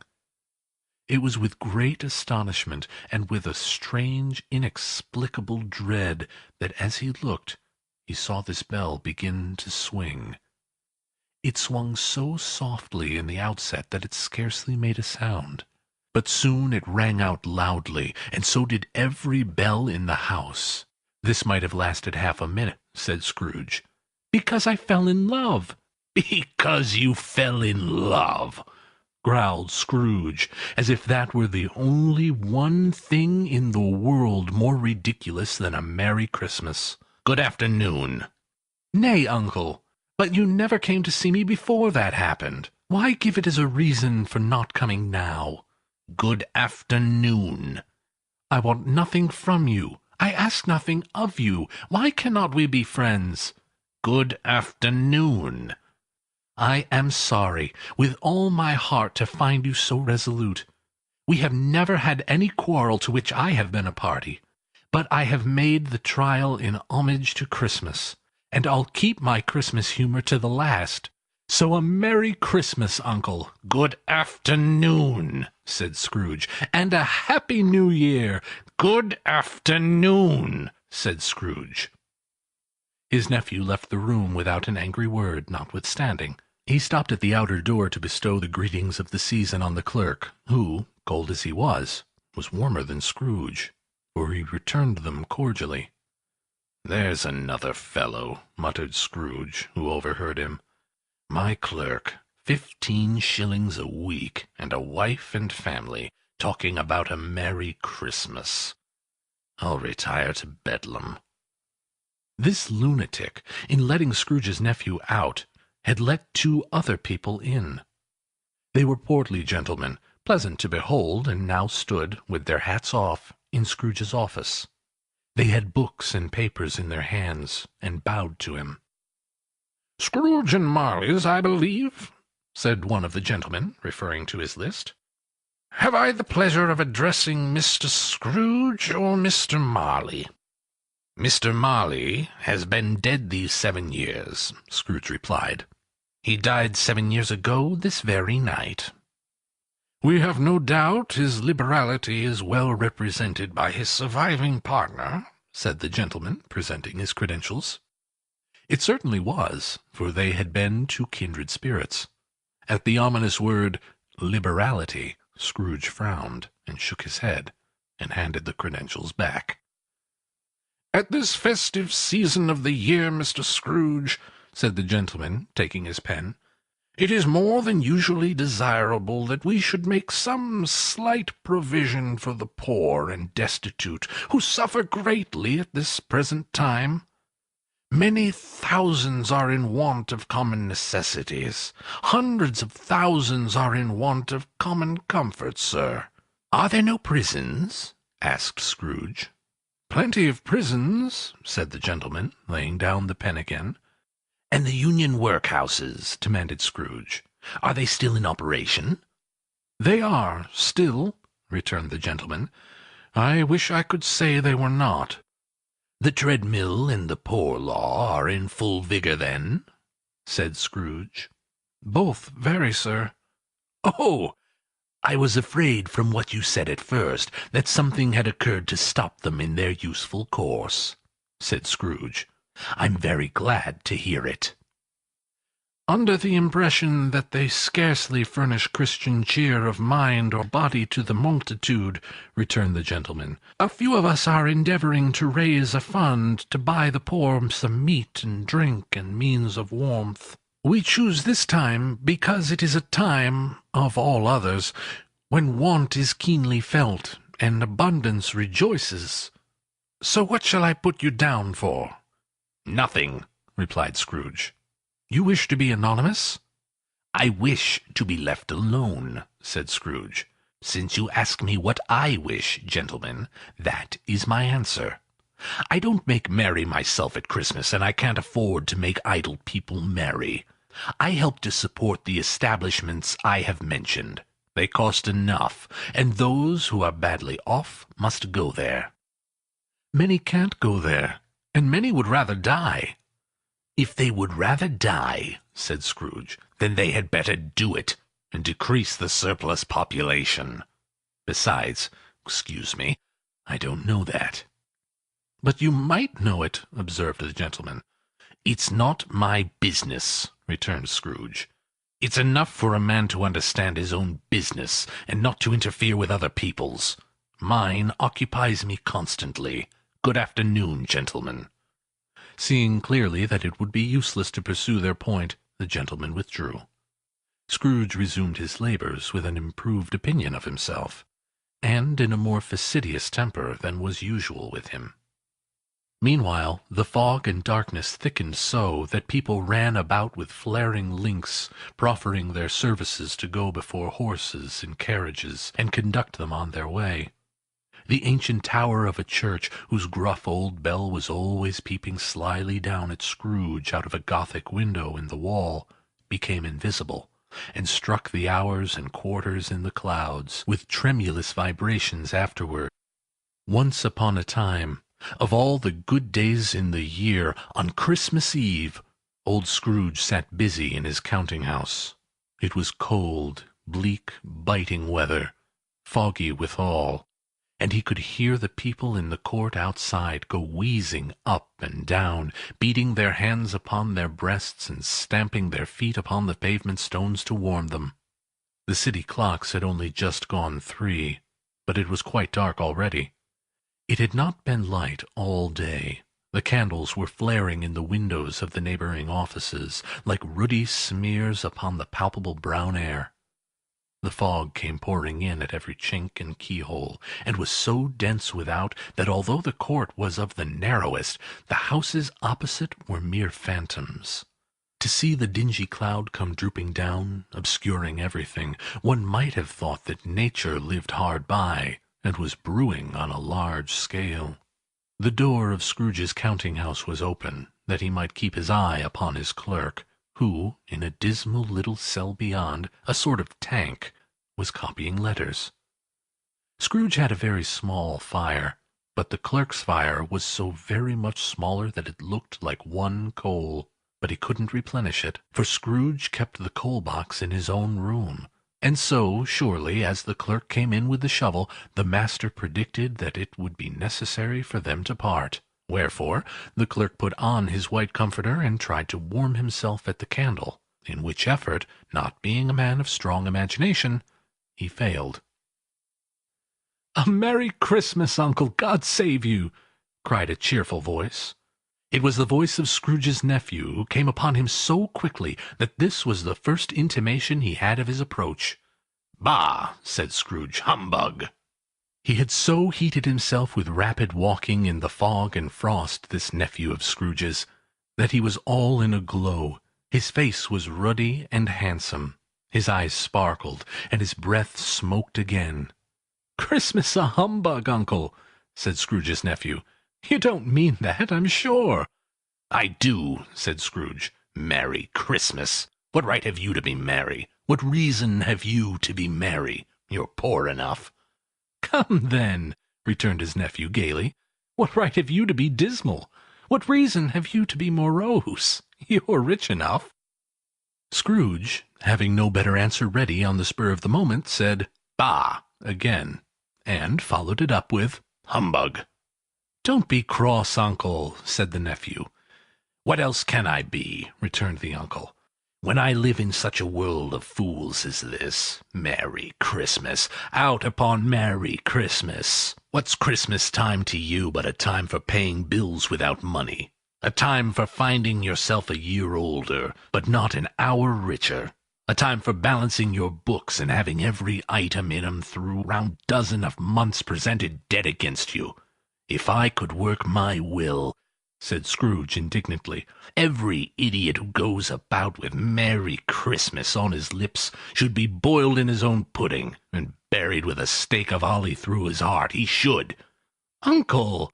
Nephew, returned the uncle sternly, keep Christmas in your own way, and let me keep it in mine. Keep it? Repeated Scrooge's nephew. But you don't keep it. Let me leave it alone, then, said Scrooge. Much good may it do you. Much good it has ever done you.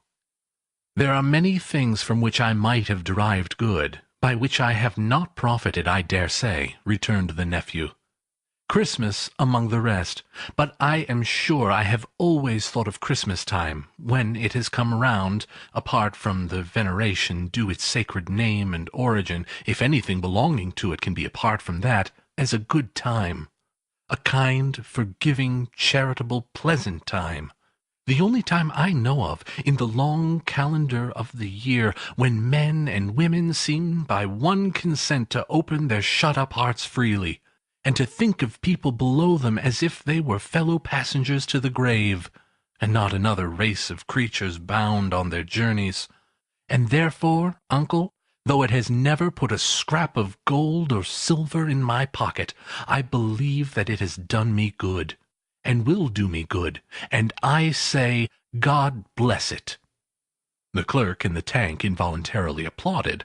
Becoming immediately sensible of the impropriety, he poked the fire, and extinguished the last frail spark forever. "Let me hear another sound from you," said Scrooge, "and you'll keep your Christmas by losing your situation. You're quite a powerful speaker, sir," he added, turning to his nephew. "I wonder that you don't go into Parliament." "Don't be angry, uncle. Come, dine with us tomorrow." Scrooge said that he would see him. Yes, indeed he would. He went the whole length of the expression, and said that he would see him in that extremity first. "But why?" cried Scrooge's nephew. "Why?" "Why did you get married?" as if its teeth were chattering in its frozen head up there. The cold became intense. In the main street, at the corner of the court, some labourers were repairing the gas-pipes, and had lighted a great fire in a brazier, round which a party of ragged men and boys were gathered, warming their hands and winking their eyes before the blaze in rapture.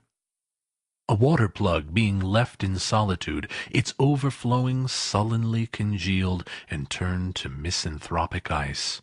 The brightness of the shops where holly sprigs and berries crackled in the lamp heat of the windows made pale faces ruddy as they passed. Poulterers' and grocers' trades became a splendid joke, a glorious pageant with which it was next to impossible to believe that such dull principles as bargain and sale had anything to do. The Lord Mayor, in the stronghold of the mighty mansion house, gave orders to his 50 cooks and butlers to keep Christmas as the Lord Mayor's house should. And even the little tailor, whom he fined 5 shillings on the previous Monday for being drunk and bloodthirsty in the streets, stirred up tomorrow's pudding in his garret, while his lean wife and the baby sallied out to buy the beef. Foggier yet, and colder, piercing, searching, biting cold. If the good St. Dunstan had but nipped the evil spirit's nose with a touch of such weather as that, instead of using his familiar weapons, then indeed he would have roared to lusty purpose. The owner of one scant young nose, gnawed and mumbled by the hungry cold as bones are gnawed by dogs, stooped down at Scrooge's keyhole to regale him with a Christmas carol. But at the first sounds of "God rest ye merry gentlemen, may nothing you dismay," Scrooge seized the ruler with such energy of action that the singer fled in terror, leaving the keyhole to the fog and even more congenial frost. At length the hour of shutting up the counting-house arrived. With an ill will Scrooge dismounted from his stool, and tacitly admitted the fact to the expected clerk in the tank, who instantly snuffed his candle out and put on his hat. "You'll want all day tomorrow, I suppose," said Scrooge. "If quite convenient, sir." "It's not convenient," said Scrooge, "and it's not fair. If I was to stop half a crown for it, you'd think yourself ill-used, I'll be bound." The clerk smiled faintly. "And yet," said Scrooge, "you don't think me ill-used, when I pay a day's wages for no work." The clerk observed that it was only once a year. "A poor excuse for picking a man's pocket every 25th of December," said Scrooge, buttoning his greatcoat to the chin. "But I suppose you must have the whole day. Be here all the earlier next morning." The clerk promised he would, and Scrooge walked out with a growl. The office was closed in a twinkling, and the clerk, with the long ends of his white comforter dangling below his waist, for he boasted no greatcoat, went down a slide on Cornhill, at the end of a lane of boys 20 times in honor of its being Christmas Eve, and then ran home to Camden Town as hard as he could pelt, to play at Blindman's Buff. Scrooge took his melancholy dinner in his usual melancholy tavern, and having read all the newspapers, and beguiled the rest of the evening with his banker's book, went home to bed. He lived in chambers that had once belonged to his deceased partner. They were a gloomy suite of rooms, in a lowering pile of building up a yard, where it had so little business to be that one could scarcely help fancying it must have run there when it was a young house, playing at hide-and-seek with other houses, and forgotten the way out again. It was old enough now, and dreary enough, for no one lived in it but Scrooge, the other rooms being all let out as offices. The yard was so dark that even Scrooge, who knew its every stone, was fain to grope with his hands. The fog and frost shone or hung about the black old gateway of the house, that it seemed as if the genius of the weather sat in mournful meditation on the threshold. Now, it is a fact that there was nothing at all particular about the knocker on the door, except that it was very large. It is also a fact that Scrooge had seen it night and morning during his whole residence in that place. Also, that Scrooge had as little of what is called fancy about him as any man in the city of London, even including, which is a bold word, the corporation, aldermen, and livery. Let it also be borne in mind that Scrooge had not bestowed one thought on Marley since his last mention of his 7 years dead partner that afternoon. And then let any man explain to me, if he can, how it happened that Scrooge, having his key in the lock of the door, saw in the knocker, without its undergoing any intermediate process of change, not a knocker, but Marley's face. Marley's face. It was not an impenetrable shadow as the other objects in the yard were, but had a dismal... A Christmas Carol by Charles Dickens. Preface. I have endeavored in this ghostly little book to raise the ghost of an idea, which shall not put my readers out of humour with themselves, with each other, with the season, or with me. May it haunt their houses pleasantly, and no one wish to lay it. Their faithful friend and servant, C.D. December, 1843. Stave 1. Marley's Ghost. Marley was dead, to begin with. There is no doubt whatever about that. The register of his burial was signed by the clergyman, the clerk, the undertaker, and the chief mourner. Scrooge signed it, and Scrooge's name was good upon change for anything he chose to put his hand to. Old Marley was dead as a doornail. Mind, I don't mean to say that I know, of my own knowledge, what there is particularly dead about a doornail. I might have been inclined, myself, to regard a coffin-nail as the deadliest piece of ironmongery in the trade. But the wisdom of our ancestors is in the simile, and my unhallowed hands shall not disturb it, or the country's done for. You will, therefore, permit me to repeat, emphatically, that Marley was dead as a doornail. Scrooge knew he was dead? Of course he did. How could it be otherwise? Scrooge and he were partners for I don't know how many years. Scrooge was his sole executor, his sole administrator, his sole assign, his sole residuary legatee, his sole friend, and sole mourner. And even Scrooge was not so dreadfully cut up by the sad event, but that he was an excellent man of business on the very day of the funeral, and solemnized it with an undoubted bargain. The mention of Marley's funeral brings me back to the point I started from. There is no doubt that Marley was dead. This must be distinctly understood, or nothing wonderful can come of the story I'm going to relate. If we were not perfectly convinced that Hamlet's father died before the play began, there would be nothing more remarkable in his taking a stroll at night, in an easterly wind, upon his own ramparts, than there would be in any other middle-aged gentleman rashly turning out after dark in a breezy spot, say St. Paul's churchyard, for instance, literally to astonish his son's weak mind. Scrooge never painted out old Marley's name. There it stood, years afterwards, above the warehouse door. Scrooge and Marley. The firm was known as Scrooge and Marley.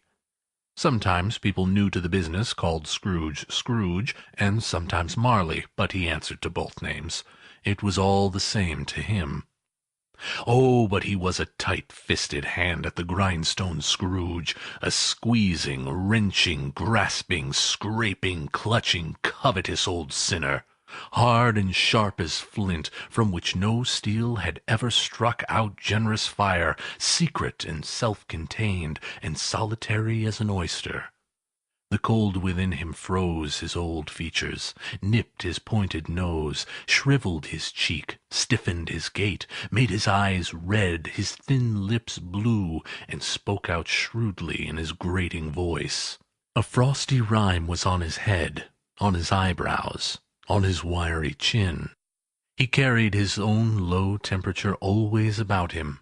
He iced his office in his dog days, and didn't thaw it 1 degree at Christmas. External heat and cold had little influence on Scrooge. No warmth could warm him, no wintry weather chill him. No wind that blew was bitterer than he, no falling snow was more intent upon its purpose, no pelting rain less open to entreaty. Foul weather didn't know where to have him. The heaviest rain and snow and hail and sleet could boast of the advantage over him in only one respect. They often came down handsomely, and Scrooge never did. Nobody ever stopped him in the street to say, with gladsome looks, "My dear Scrooge, how are you? When will you come to see me?" No beggars implored him to bestow a trifle, no children asked him what it was o'clock, no man or woman ever once in his life inquired the way to such and such a place of Scrooge. Even the blind men's dogs appeared to know him, and when they saw him coming on, would tug their owners into doorways and up courts, and then would wag their tails as though they said, "No eye at all is better than an evil eye, Dark Master." But what did Scrooge care? It was the very thing he liked. To edge his way along the crowded paths of life, warning all human sympathy to keep its distance, was what the knowing ones called nuts to Scrooge.